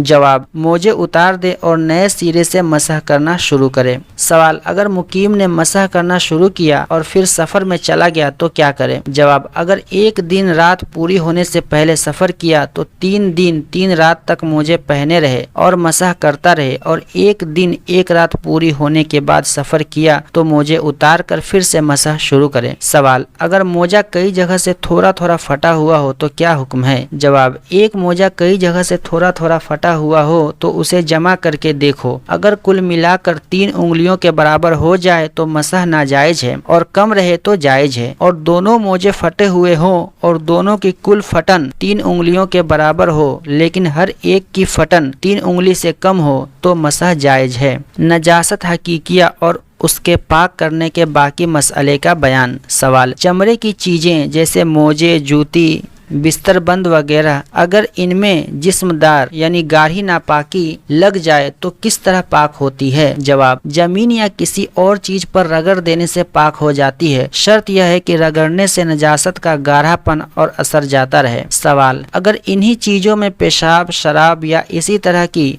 और कोई नजासत लग जाए तो किस तरह पाक की जाए? जवाब, पानी या किसी और बहने वाली पाक चीज से जो नजासत के असर को दूर कर दे धोकर पाक होगी, यानी सिवाय जिस्मदार नजासत के, और जो नजासतें लग जाए तो रगड़ने से चमड़े की चीजें पाक न होगी बल्कि धोना जरूरी है। सवाल, चाकू, छुरी, तलवार और लोहे या चांदी या तांबे, एल्युमिनियम वगैरह की चीजें नापाक हो जाए तो धोए बिना पाक होगी या नहीं? जवाब, लोहे की चीजें जबकि वे साफ हो, जंग न हो और चांदी, सोने, तांबे, एल्युमिनियम और पीतल वगैरह धातुओं की चीजें और शीशे की चीजें और हाथी दांत या हड्डी की चीजें और चीनी के बर्तन, ये सब चीजें जबकि साफ हो और इन पर बेल बूटा वगैरह खुदे हुए न हो, इस तरह रगड़ने से कि नजासत का असर जाता रहे पाक हो जाती है। सवाल, बेल बूटे खुदे हुए न होने से क्या मतलब है? जवाब, यानी इनके ऊपर ऐसे निशान न हो जिनसे जिस्म ऊंचा नीचा हो जाता है, क्योंकि ऐसी जगहों में रगड़ने के बाद भी नजासत बाकी रह जाने का एहतमाल है। हाँ, सिर्फ रंग के निशान हो तो ये चीजें रगड़ने से पाक हो जाएगी। सवाल, जमीन पर निजासत जैसे पेशाब या शराब वगैरह गिर जाए तो किस तरह पाक होगी? जवाब, जमीन जब सूख जाए और निजासत का असर, रंग, बू, मजा जाता रहे तो पाक हो जाती है। सवाल, मकान या मस्जिद वगैरह में पक्की ईंटों या पत्थर के फर्श या दीवार पर नजासत लग जाए तो किस तरह पाक की जाए? जवाब, ईंट और पत्थर जो इमारत में लगे हुए हों सूख जाने और नजासत का असर जाते रहने से पाक हो जाते हैं। सवाल, जो चीजें कि धोने में निचोड़ी नहीं जा सकती जैसे तांबे के बर्तन या बिछाने के मोटे गद्दे, तो उनको पाक करने के लिए किस तरह धोया जाए? जवाब, ऐसी चीजें जिनको निचोड़ना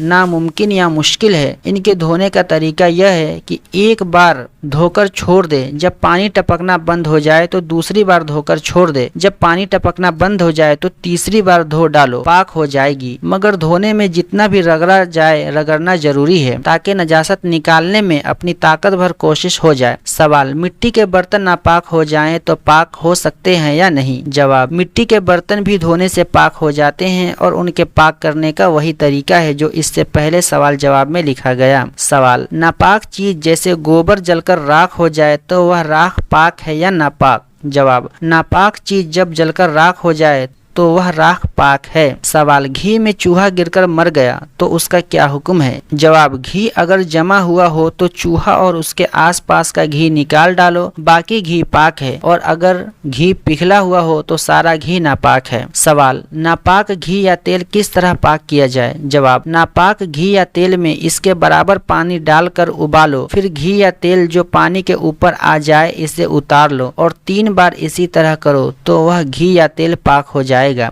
استنجے کے باقی مسئلے کا بیان۔ سوال، استنجے کی کون کون سی صورتیں مکروہ ہیں؟ جواب، نمبر 1، قبلے کی طرف منہ یا پیٹھ کر کے استنجا کرنا۔ نمبر 2، ایسی جگہ استنجا کرنا کہ کسی آدمی کی نظر استنجا کرنے والے کے سطر پر پڑتی ہو، مکروہ ہے۔ سوال، پخانہ پیشاب کرنے کی حالت میں کیا کیا باتیں مکروہ ہے؟ جواب، نمبر 1، قبلے کی طرف منہ یا پیٹھ کر کے پخانہ پیشاب کرنا۔ نمبر 2، کھڑے ہو کر پیشاب کرنا۔ نمبر 3، تالاب، نہر یا کنویں کے اندر پیشاب کرنا۔ نمبر 4، ان کے کنارے پر پخانہ پیشاب کرنا۔ نمبر 5، مسجد کی دیوار کے پاس۔ نمبر 6، قبرستان میں پخانہ پیشاب کرنا۔ نمبر 7، چوہے کے بل یا کسی سوراخ میں پیشاب کرنا۔ نمبر 8، پیشاب پخانہ کرتے وقت باتیں کرنا۔ نمبر 9، نیچی طرف بیٹھ کر اونچی جگہ پر پیشاب کرنا۔ نمبر 10، آدمیوں کے بیٹھنے یا راستہ چلنے کی جگہ پخانہ پیشاب کرنا۔ نمبر 11، وضو یا غسل کرنے کی جگہ میں پیشاب پخانہ کرنا۔ یہ ساری باتیں مکروہ ہیں۔ پانی کے باقی مسئلے کا بیان۔ سوال، دھوپ سے گرم ہوئے پانی سے وضو جائز ہے یا نہیں؟ جواب، جائز ہے لیکن بہتر نہیں۔ سوال، وضو کرتے وقت بدن سے پانی کے قطرے برتن میں گرے تو اس پانی سے وضو جائز ہے یا نہیں؟ جواب، وضو کرتے وقت جو پانی بدن سے گرتا ہے اگر بدن پر نجاست حقیقیہ نہ ہو تو وہ مستعمل یعنی استعمال کیا گیا پانی کہلاتا ہے۔ مستعمل پانی غیر مستعمل جو استعمال نہیں کیا گیا پانی میں مل جائے تو اس کا حکم یہ ہے کہ جب تک مستعمل پانی کی مقدار غیر مستعمل پانی سے کم رہے اس وقت تک اس سے وضو اور غسل جائز ہے، اور جب مستعمل پانی کی مقدار غیر مستعمل پانی کے برابر یا اس سے زیادہ ہو جائے تو پھر اس سے وضو اور غسل ناجائز ہے۔ سوال، اگر پانی میں کوئی پاک چیز مل جائے جیسے صابن یا زعفران تو اس سے وضو جائز ہے یا نہیں؟ جواب، پانی میں پاک چیز ملنے سے 1-2 وصف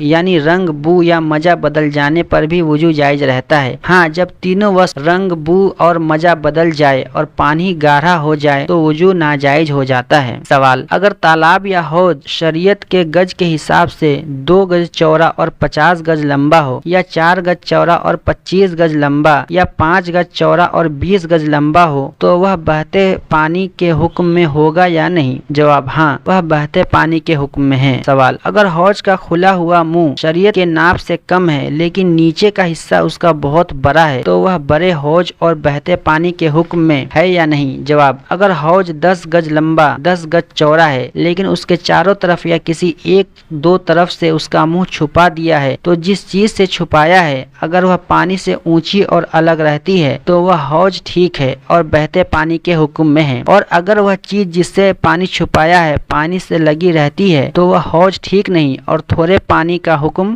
رکھتا ہے۔ مطلب یہ کہ پانی کا اتنا حصہ معتبر ہے جتنا اوپر سے کھلا ہوا ہو یعنی کسی چیز سے لگا ہوا نہ ہو، اس کی ناپ شریعت کے حساب سے ہونی چاہیے۔ اگر کھلا ہوا حصہ کم ہے تو نیچے سے چاہے جتنا زیادہ ہو اس کا اعتبار نہیں۔ کنویں کے باقی مسئلے کا بیان۔ سوال، اگر کنویں میں کبوتر یا چڑیا کے بیٹ گر جائے تو اس کا کیا حکم ہے؟ جواب، کبوتر اور چڑیا کے بیٹ یا اونٹ، بکری، بھیڑ کی 2-4 مینگنیوں سے کنواں ناپاک نہیں ہوتا۔ سوال، اگر کنویں میں کافر ڈول نکالنے کے لیے اترا اور پانی میں غوطہ لگایا تو کنویں کا کیا حکم ہے؟ جواب، اگر اس کافر کو کنویں میں اترنے سے پہلے نہلا دیا جائے اور پاک کپڑا سطر پر باندھ کر کنویں میں اترے تو کنواں پاک ہے، اور اترنے سے پہلے نہیں نہایا اور اپنے استعمال کیے ہوئے کپڑے کے ساتھ اترا تو کنویں کا سارا پانی نکالا جائے کیونکہ کافر کا بدن اور کپڑا اکثر ناپاک ہی رہتا ہے۔ سوال، اگر کنویں پر کوئی خاص ڈول پڑا نہ رہتا ہو بلکہ لوگ چھوٹے بڑے مختلف ڈولوں سے پانی بھرتے ہوں تو اس کنویں کو پاک کرنے کے لیے کس ڈول سے پانی نکالا جائے؟ جواب، جبکہ کنویں پر کوئی خاص ڈول نہ ہو یا کنویں کا خاص ڈول بہت بڑا یا بہت چھوٹا ہو تو ان صورتوں میں درمیانی ڈول کا اعتبار ہے۔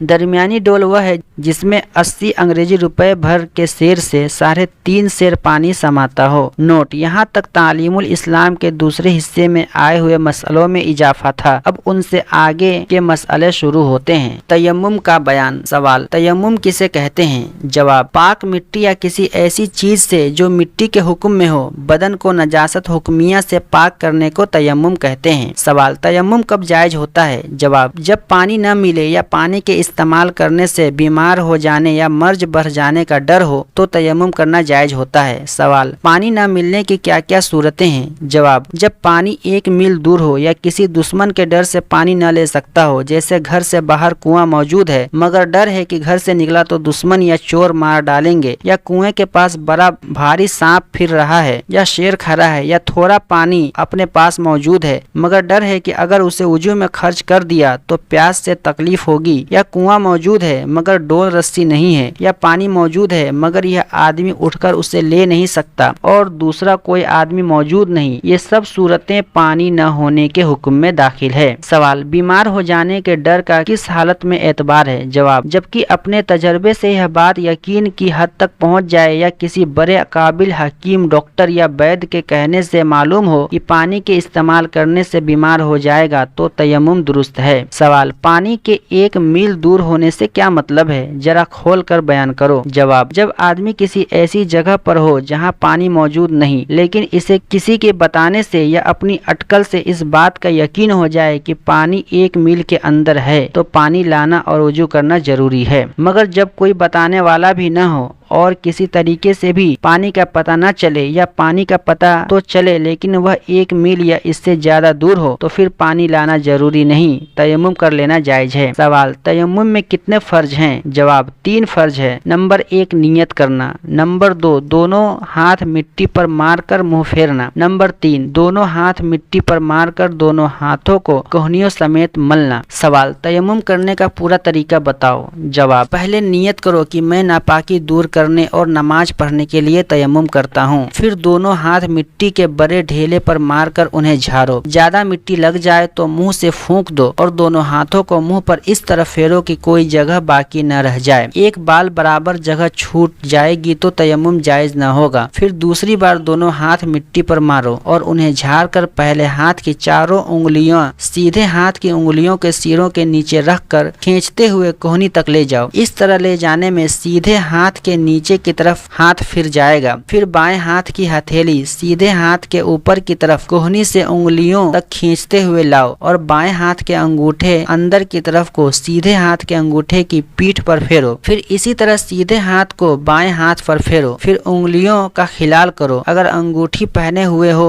तो उसे उतारना या हिलाना जरूरी है। दाढ़ी का खिलाल करना भी सुन्नत है। सवाल, वुजू और गुस्ल दोनों का तयम्मुम जायज है या सिर्फ वुजू का? जवाब, दोनों का तयम्मुम जायज है। सवाल, किन चीजों पर तयम्मुम करना जायज है? जवाब, पाक मिट्टी, रेत, पत्थर, चूना, मिट्टी के कच्चे या पक्के बर्तन जिन पर रंग न हो, मिट्टी की कच्ची या पक्की ईंट, मिट्टी या ईंटों या पत्थर या चूने की दीवार, गिरू और मुल्तानी पर तयम्मुम करना जायज है। इसी तरह पाक धूल से भी तयम्मुम करना जायज है। सवाल, किन चीजों पर तयम्मुम नाजायज है? जवाब, लकड़ी, लोहा, सोना, चांदी, तांबा, पीतल, एल्यूमिनियम, शीशा, रांग, जस्त, गेहूं, जौ और सब अनाज, कपड़ा, राख, इन सारी चीजों पर नाजायज है। यूँ समझो कि जो चीजें आग में पिघल जाती है या जलकर राख हो जाती है उन पर तयम्मुम नाजायज है। सवाल, पत्थर, चूने या ईंटों की दीवार पर धूल न हो तो तयम्मुम जायज होगा या नहीं? जवाब, जिन चीजों पर हमने तयम्मुम जायज बताया है उन पर गुबार होने की शर्त नहीं है। पत्थर या ईंट या मिट्टी के बर्तन धुले हुए हों जब भी उन पर तयम्मुम जायज है। सवाल, जिन चीजों पर तयम्मुम नाजायज है अगर उन पर धूल हो तो तयम्मुम हो जाएगा या नहीं? जवाब, हाँ, जब इतनी धूल हो कि हाथ मारने से उड़ने लगे या उस चीज पर हाथ रखकर खींचने से निशान पड़ जाए तो तयम्मुम जायज है। सवाल, अगर कुरान मजीद पढ़ने या छूने या मस्जिद में जाने या अजान कहने या सलाम का जवाब देने की नीयत से तयम्मुम किया जाए तो इससे नमाज जायज है या नहीं? जवाब, जायज नहीं। सवाल, नमाज जनाजा या तिलावत के सजदे की नीयत से तयम्मुम किया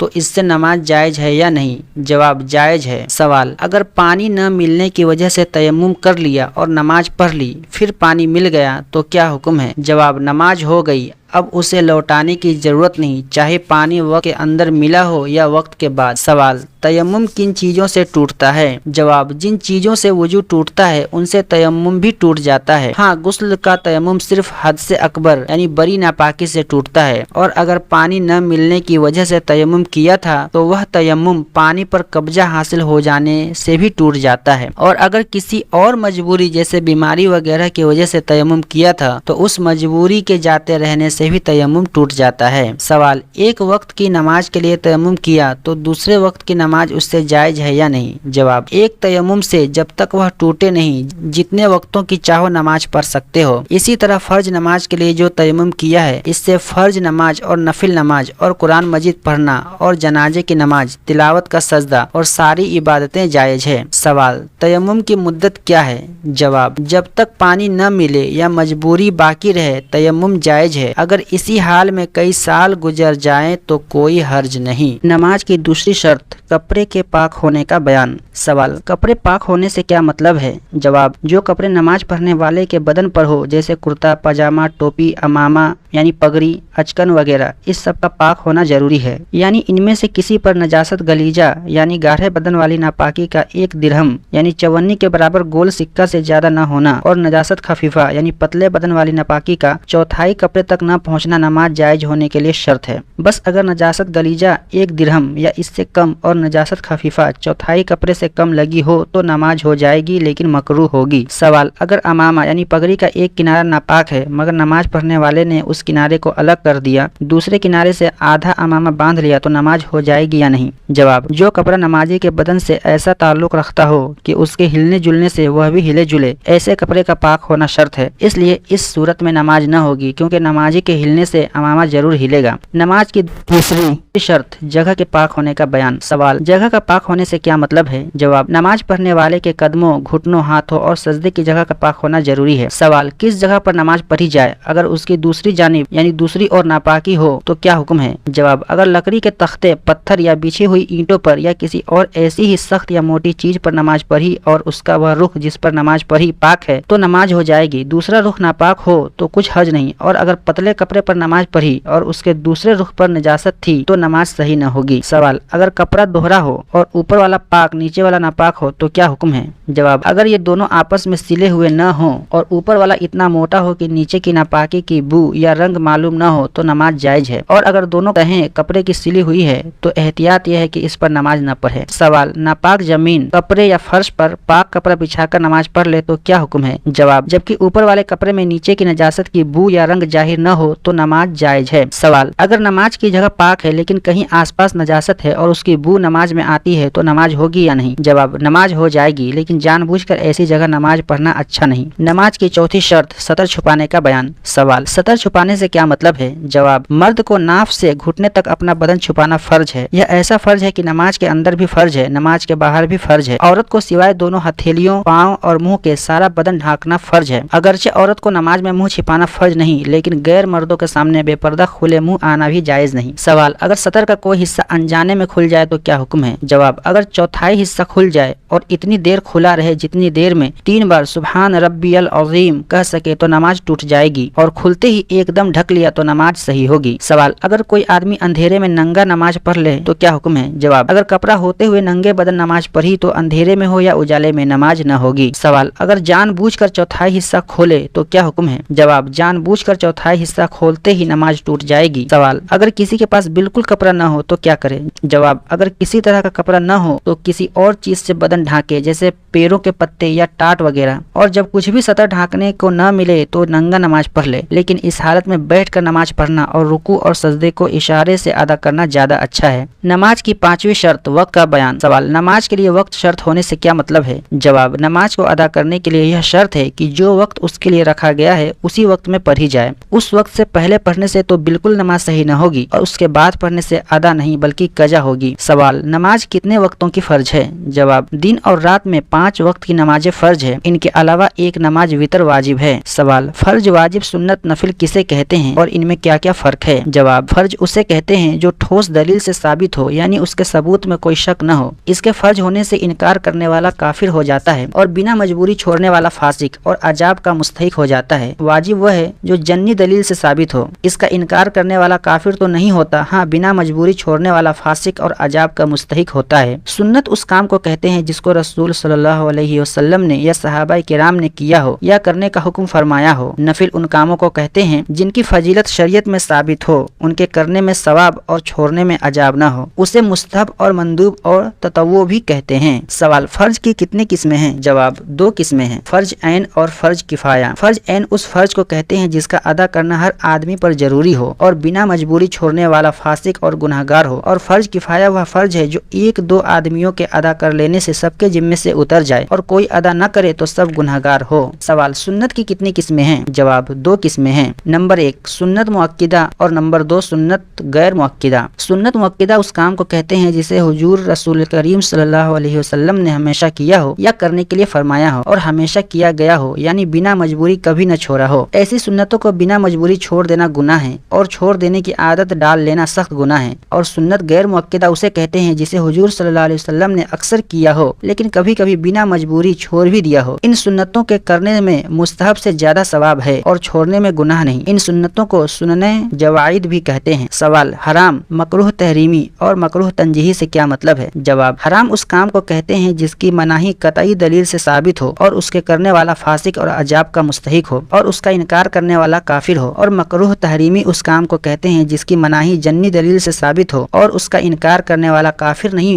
मगर करने वाला उसका भी गुनहगार होता है। मकरूह तंजीही उस काम को कहते हैं जिसको छोड़ने में सवाब है और करने में अजाब तो नहीं लेकिन एक तरह की बुराई है। सवाल, मुबाह किसे कहते हैं? जवाब, मुबाह उस काम को कहते हैं जिसके करने में सवाब न हो और न करने में गुनाह और अजाब न हो। सवाल, फजर की नमाज का वक्त बयान करो। जवाब, सूरज निकलने से तकरीबन 1.5 घंटा पहले पूरब की तरफ आसमान के किनारे पर एक सफेदी जाहिर होती है। वह सफेदी जमीन से उठकर ऊपर की तरफ एक सतून की तरह ऊंची होती है। उसे सुबह काजिब कहते हैं। थोड़ी देर रहकर यह सफेदी गायब हो जाती है। उसके बाद दूसरी सफेदी जाहिर होती है जो पूरब की तरफ को दाईं बाईं तरफ को फैलती हुई उठती है, यानी आसमान के सारे पूर्वी किनारे पर फैली हुई होती है, ऊपर की तरफ लंबी लंबी नहीं उठती। इसे सुबह सादिक कहते हैं। इसी सुबह सादिक के निकलने से फजर की नमाज का वक्त शुरू होता है और सूरज निकलने से पहले पहले तक रहता है। जब सूरज का थोड़ा सा किनारा भी निकल आया तो फजर का वक्त जाता रहा। सवाल, फजर का मुस्तहब वक्त क्या है? जवाब, जब उजाला हो जाए और इतना वक्त हो कि सुन्नत के मुआफिक अच्छी तरह नमाज अदा की जाए और नमाज से फारिग होने के बाद इतना वक्त बाकी रहे कि अगर यह नमाज किसी वजह से सही न हुई हो तो सूरज निकलने से पहले दोबारा सुन्नत के मुआफिक पढ़ी जा सकती हो। ऐसे वक्त नमाज पढ़ना अच्छा है। सवाल, जोहर की नमाज का वक्त बयान करो। जवाब, जोहर की नमाज का वक्त सूरज ढलने के बाद शुरू होता है और ठीक दोपहर के वक्त हर चीज का जितना साया हो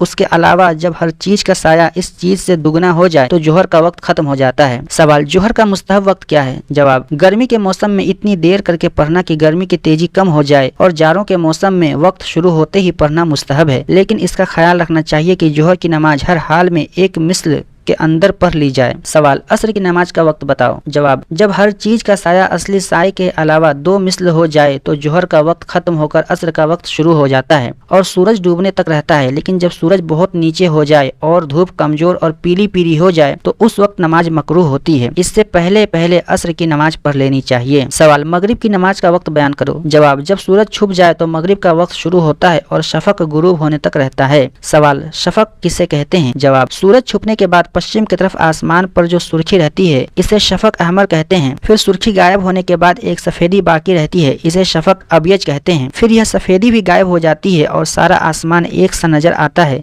इस शफक अबियज के गायब होने से पहले पहले तक मगरिब का वक्त रहता है। सवाल, मगरिब का मुस्तहब वक्त क्या है? जवाब, अव्वल वक्त मुस्तहब है और बिना मजबूरी देर करके नमाज पढ़ना मकरूह है। सवाल, इशा की नमाज का वक्त क्या है? जवाब, सफेद शफक जाते रहने के बाद इशा का वक्त शुरू हो जाता है और सुबह सादिक होने से पहले पहले तक रहता है। सवाल, इशा का मुस्तहब वक्त क्या है? जवाब, 1/3 रात तक मुस्तहब वक्त है, इसके बाद आधी रात तक मुबाह है, इसके बाद मकरूह हो जाता है। सवाल, वितर की नमाज का वक्त बताओ। जवाब, वितर की नमाज का वक्त वही है जो इशा की नमाज का है, लेकिन वितर की नमाज इशा की नमाज से पहले जायज नहीं होती, यानी इशा की नमाज के बाद इसका वक्त होता है। सवाल, वितर का मुस्तहब वक्त कौन सा है? जवाब, अगर किसी को अपने ऊपर भरोसा हो कि आखिरी रात में जरूर जाग जाऊंगा तो उसके लिए रात के आखिरी हिस्से में वितर पढ़ना मुस्तहब है, लेकिन अगर जागने पर भरोसा न हो तो सोने से पहले ही वितर पढ़ लेना चाहिए। नमाज की छठी शर्त इस्तिकबाले किबला का बयान। सवाल, इस्तिकबाले किबला के क्या माने हैं? जवाब, किबला यानी काबा शरीफ की तरफ मुंह करने को इस्तिकबाल किबला कहते हैं। सवाल, इस्तिकबाल किबला नमाज में शर्त होने का क्या मतलब है? जवाब, नमाज पढ़ते वक्त जरूरी है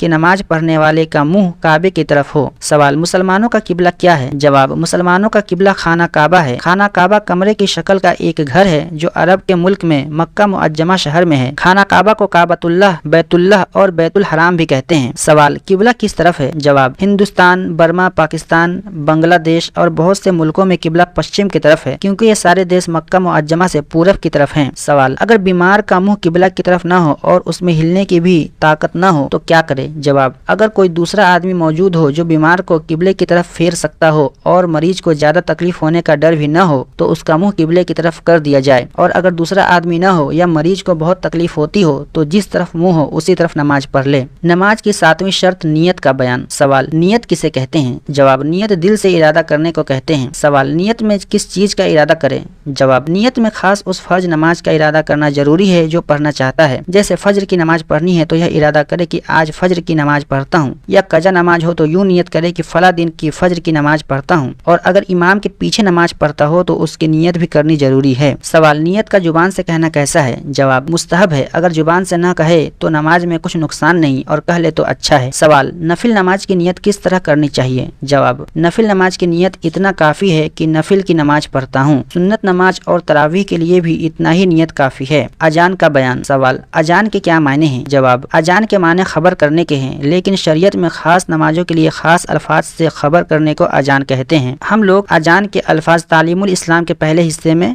पढ़ चुके हैं। सवाल, अजान फर्ज है या सुन्नत? जवाब, अजान सुन्नत है, लेकिन चूंकि अजान से इस्लाम की एक खास शान जाहिर होती है इसलिए इसकी ताकीद बहुत है। सवाल, अजान किन नमाजों के लिए सुन्नत है? जवाब, 5 फर्ज नमाजों और जुमे की नमाज के लिए अजान मसनून है। इसके अलावा और किसी नमाज के लिए अजान मसनून नहीं। सवाल, अजान किस वक्त कहनी चाहिए? जवाब, हर फर्ज नमाज की अजान उसके वक्त में कहनी चाहिए। अगर वक्त से पहले कह दी तो वक्त आने पर दोबारा कही जाए। सवाल, अजान का मुस्तहब तरीका क्या है? जवाब, अजान में 7 बातें मुस्तहब है। नंबर 1, किबले की तरफ मुंह करके खड़ा होना।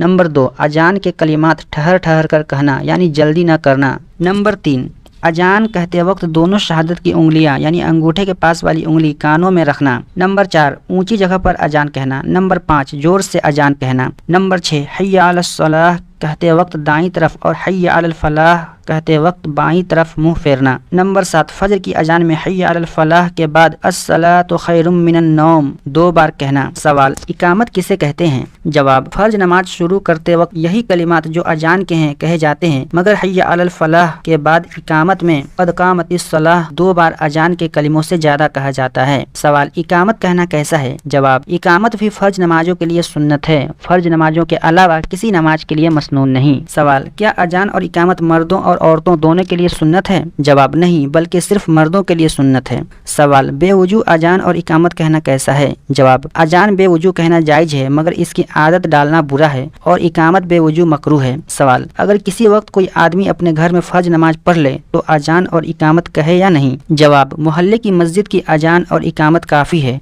लेकिन कह ले तो अच्छा है। सवाल, मुसाफिर सफर की हालत में अजान और इकामत कहे या नहीं? जवाब, हाँ, सफर की हालत में जब आबादी से बाहर हो अजान और इकामत दोनों कहनी चाहिए, लेकिन अगर अजान न कहे सिर्फ इकामत कह ले जब भी हर्ज नहीं और दोनों को छोड़ देना मकरूह है। सवाल, अजान एक आदमी कहे और इकामत दूसरा कह दे तो जायज है या नहीं? जवाब, अगर अजान कहने वाला मौजूद न हो या मौजूद तो हो मगर दूसरे आदमी के इकामत कहने से नाराज न हो तो जायज है, लेकिन अगर उसको नाराजी हो तो मकरूह है। सवाल, अजान के बाद कितनी देर ठहर कर इकामत कहनी चाहिए? जवाब, मगरिब की अजान के सिवा और सब वक्तों में इतनी देर ठहरना चाहिए कि जो लोग खाने पीने में लगे हों या पखाना पेशाब कर रहे हों वे निपट कर नमाज में मिल जाएं, और मगरिब की अजान के बाद इतनी देर ठहर कर कि 3 आयतें पढ़ सके तकबीर कहे। सवाल, अजान और इकामत की इजाबत किसे कहते हैं और इसका क्या हुक्म है? जवाब, अजान और इकामत दोनों की इजाबत मुस्तहब है और इजाबत से यह मतलब है कि सुनने वाले भी वही कलमा कहते जाएं जो मुअज्जिन या मुकब्बिर कहता है, मगर हय्या अलस सलाह और हय्या अलल फलाह सुनकर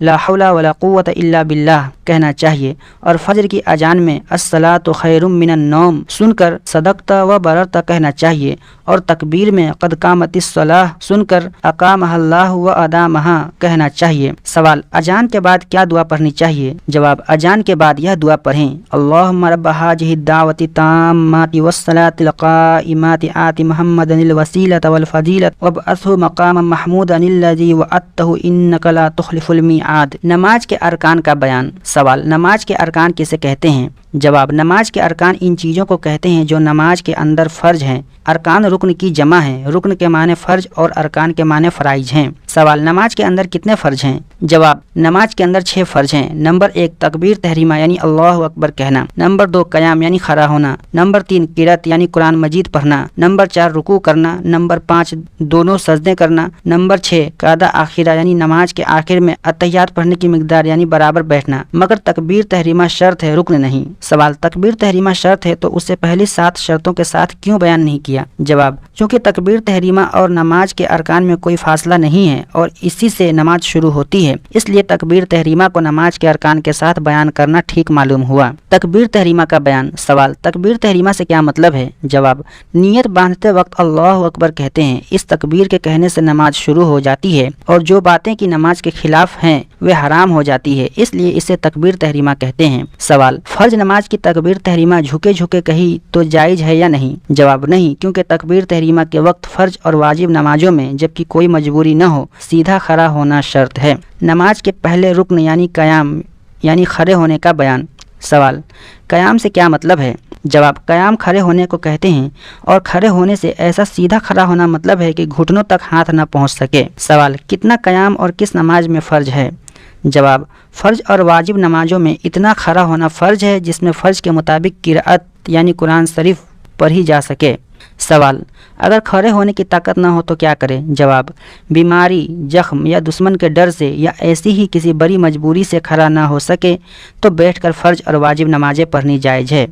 سوال، نفل نماز میں قیام کا کیا حکم ہے؟ جواب، نفل نماز میں قیام فرض نہیں، کسی مجبوری کے بغیر بھی بیٹھ کر نفل نماز پڑھنا جائز ہے، بنا مجبوری بیٹھ کر نفل نماز پڑھنے میں آدھا ثواب ملتا ہے۔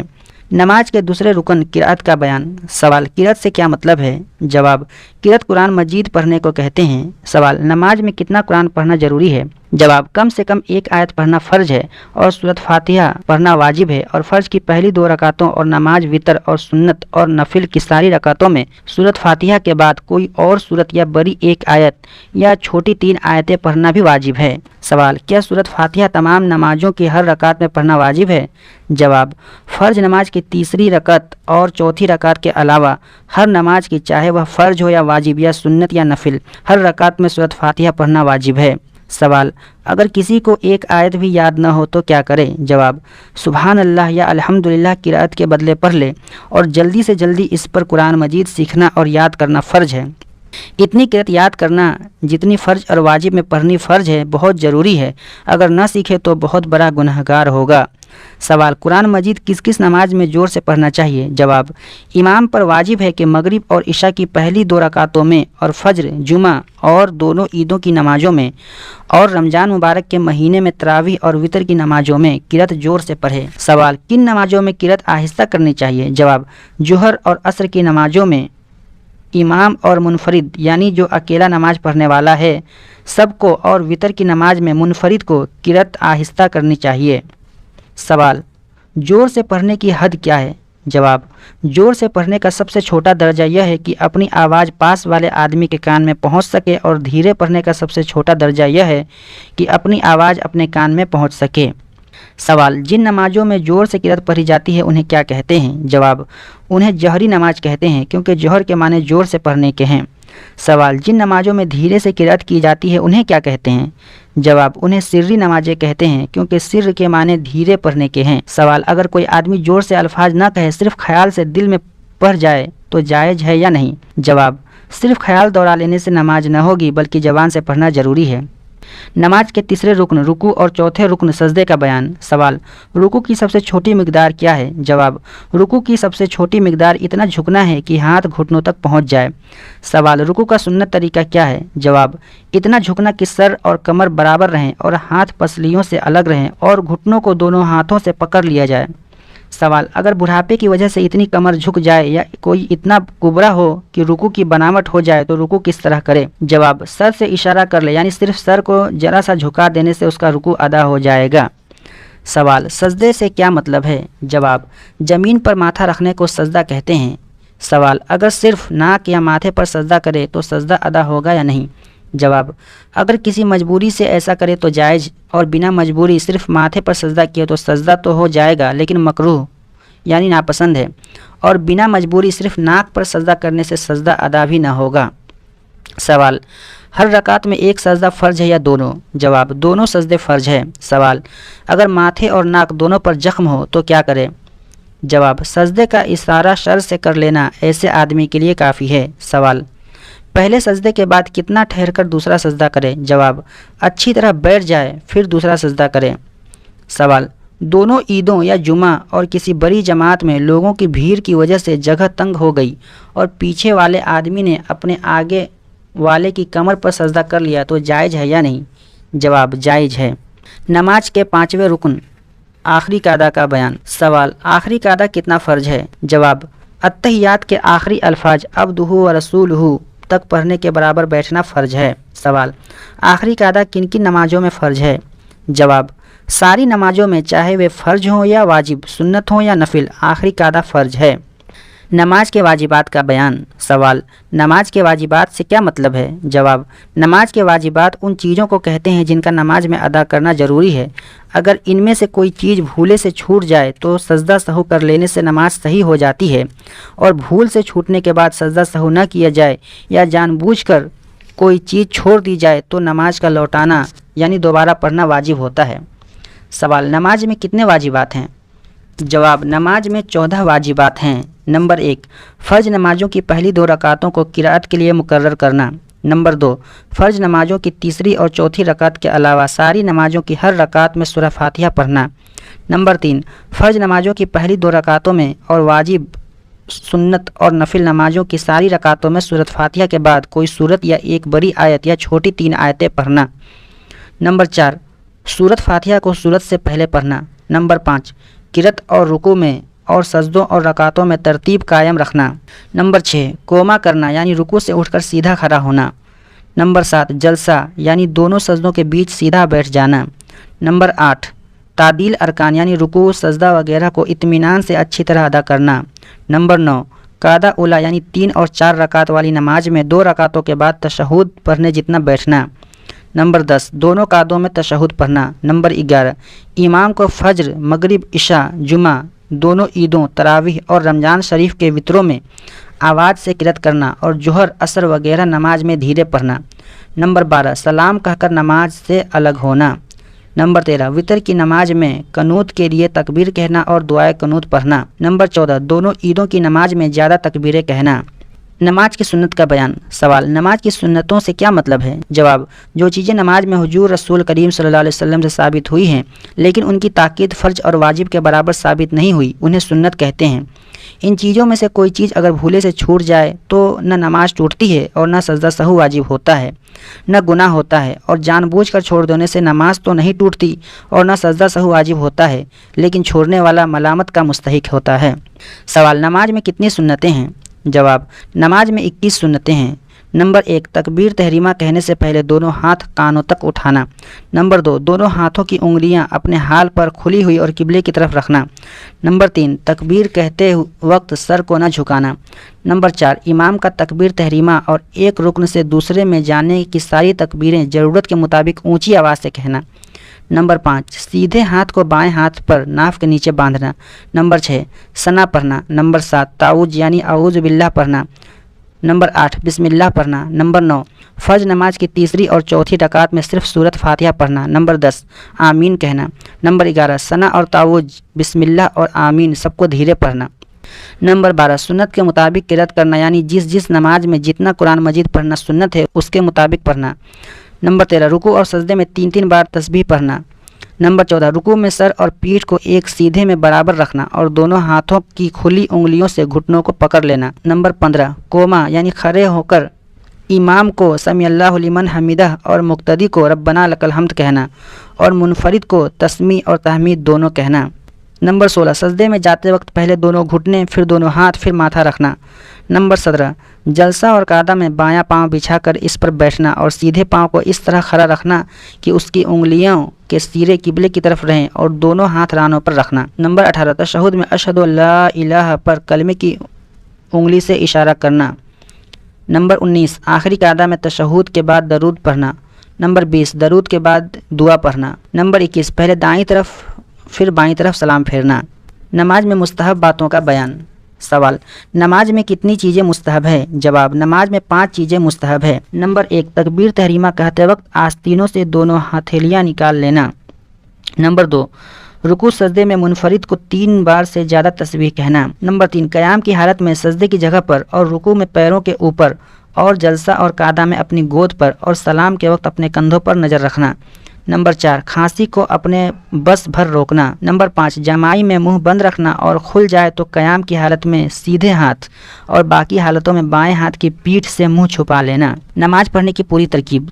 जब नमाज पढ़ने का इरादा करो तो पहले अपना बदन हद से अकबर और हद से असगर और जाहिरी नापाकी से पाक कर लो और पाक कपड़े पहनकर पाक जगह पर किबले की तरफ मुँह करके इस तरह खड़े हो कि दोनों पैरों के बीच 4 उंगलियाँ इसके लगभग फासला रहे। फिर जो नमाज पढ़नी है उसकी नीयत दिल से करो, जैसे फ़ज्र की नमाज फ़र्ज खुदा के लिए पढ़ता हूँ, और ज़बान से भी कह लो तो अच्छा है। फिर दोनों हाथ कानों तक उठाओ, हाथों की हथेलियाँ और उंगलियाँ किबले की तरफ रहें और अंगूठे कानों की लो के सामने रहें और उंगलियाँ खुली रहें। इस वक्त दोनों हाथ अल्लाहु अकबर कहकर नाफ के नीचे बांध लो। सीधे हाथ की हथेली बाएं हाथ की हथेली की पीठ पर रहे और अंगूठे और छंगलियाँ यानी सबसे छोटी उंगली से घेरा बनाकर गट्टे को पकड़ लो और बाकी 3 उंगलियां कलाई पर रहे और नज़र सजदे की जगह पर रहे। हाथ बांध कर चुपके चुपके सना पढ़ो, फिर औज़ु बिल्लाह फिर बिस्मिल्लाह पढ़कर सूरत फातिहा पढ़ो। जब सूरत फातिहा ख़त्म कर लो तो चुपके से आमीन कहो। फिर कोई सूरत या बड़ी आयत या छोटी 3 आयत पढ़ो। लेकिन अगर तुम इमाम के पीछे नमाज पढ़ रहे हो तो सिर्फ सना पढ़कर खामोश खड़े रहो। औज़ु बिल्लाह बिस्मिल्लाह सूरत फातिहा और सूरत कुछ ना पढ़ो। किरत साफ साफ और सही सही पढ़ो, जल्दी ना पढ़ो। फिर अल्लाह अकबर कहते हुए रुकू में जाओ। उंगलियों को खोलकर उनसे घुटनों को पकड़ लो। पीठ को ऐसा सीधा कर लो कि अगर इस पर पानी का प्याला रख दिया जाए तो ठीक रखा रहे। सर को कमर की सीध में रखो, ना ऊंचा करो ना नीचा रखो। हाथ पसलियों से अलग रहें और पिंडलियां सीधी खड़ी रहें। फिर रुकू की तस्बीह 3 बार या 5 बार पढ़ो। फिर तस्मीह कहते हुए सीधे खड़े हो जाओ। तहमीद भी पढ़ लो। इमाम सिर्फ तस्मीह पढ़े और मुक्तदी सिर्फ तहमीद पढ़े और मुनफरिद तस्मीह और तहमीद दोनों पढ़े। फिर तकबीर कहते हुए सजदे में जाओ। पहले दोनों घुटने फिर दोनों हाथ फिर नाक फिर माथा रखो। चेहरा दोनों हथेलियों के बीच और अंगूठे कानों के सामने रहें। हाथों की उंगलियां मिली रखो ताकि सबके सिरे किबले की तरफ रहें। कोहनियाँ पसलियों से और पेट रानों से अलग रहे। कोहनियाँ ज़मीन पर न बिछाओ। सजदे में 3 या 5 बार सजदे की तस्बीह कहो। फिर पहले माथा फिर नाक फिर हाथ उठाकर तकबीर कहते हुए उठो और सीधे बैठ जाओ। फिर तकबीर कहकर दूसरा सजदा करो। फिर तकबीर कहते हुए उठो। उठने में पहले माथा फिर नाक फिर हाथ फिर घुटने उठाकर पंजों के बल सीधे खड़े हो जाओ और खड़े होकर हाथ बांध लो और बिस्मिल्लाह और सूरत फातिहा और कोई और सूरत पढ़ो। इमाम के पीछे तो कुछ न पढ़ो, खामोश खड़े रहो। फिर इसी तरह रुकू कोमा सजदा जलसा दूसरा सजदा करो। दूसरे सजदे से उठकर बायां पाँव बिछाकर उस पर बैठ जाओ। सीधा पाँव खड़ा रखो। दोनों पाँव की उंगलियों के सिरे किबले की तरफ रहें और दोनों हाथ रानों पर रखो और अत्तहियात पढ़ो। जब अशहदु अल्ला इलाहा तक पहुँचो तो सीधे हाथ के अंगूठे और बीच की उंगली से घेरा बना लो और छंगुलियाँ यानी छोटी उंगली और उसके पास वाली उंगली को बंद कर लो और कलीमे की उंगली उठाकर इशारा करो। ला इलाहा पर उंगली उठाओ और इल्लल्लाह पर झुका दो और इसी तरह आखिरी तक घेरा बनाए रखो। तशहुद ख़त्म करके अगर 2 रकात वाली नमाज है तो दरूद शरीफ पढ़ो। इसके बाद दुआ पढ़ो। फिर पहले दाईं तरफ फिर बाईं तरफ सलाम फेरो। दाईं तरफ सलाम फेरते वक्त दाईं तरफ मुंह फेरो और बाईं तरफ के सलाम में बाईं तरफ मुंह फेरो। दाएं सलाम में दाईं तरफ के फरिश्तों और नमाजियों की नियत करो और बाएं सलाम में बाईं तरफ के फरिश्तों और नमाजियों की नियत करो اور جس طرف امام ہو اس طرف کے سلام میں امام کی بھی نیت کرو، اور امام دونوں سلاموں میں مقتدیوں کی نیت کرے۔ اور اگر 3 یا 4 رکعت والی نماز ہے تو تشہد کے بعد درود نہ پڑھو بلکہ تکبیر کہتے ہوئے کھڑے ہو جاؤ، اور تیسری اور چوتھی رکعت اگر نماز فرض ہے تو اس کے حساب سے، اور واجب یا سنت یا نفل ہے تو اس کے حساب سے پوری کر کے سلام پھیر دو۔ سلام کے بعد اللہم انت السلام و منک السلام و تبارکت یا ذا الجلال والاکرام، اور اللہم انی علی ذکرک و شکرک و حسن عبادتک پڑھو۔ اور یہ دعا بھی مسنون ہے، لا الہ الا اللہ وحدہ لا شریک لہ لہ الملک و لہ الحمد وہو علی کل شیء قدیر، اللہم لا مانع لما اعطیت ولا معطی لما منعت ولا ينفع ذا الجد منک الجد۔ تعلیم الاسلام کا تیسرا حصہ مکمل ہوا۔ اگلے ویڈیو میں ہم تعلیم الاسلام کا چوتھا حصہ پڑھیں گے۔ اللہ تعالی ہم سب کو علم سیکھنے، سمجھنے اور اس پر عمل کرنے کی توفیق نصیب فرمائے، آمین۔ السلام علیکم ورحمۃ اللہ وبرکاتہ۔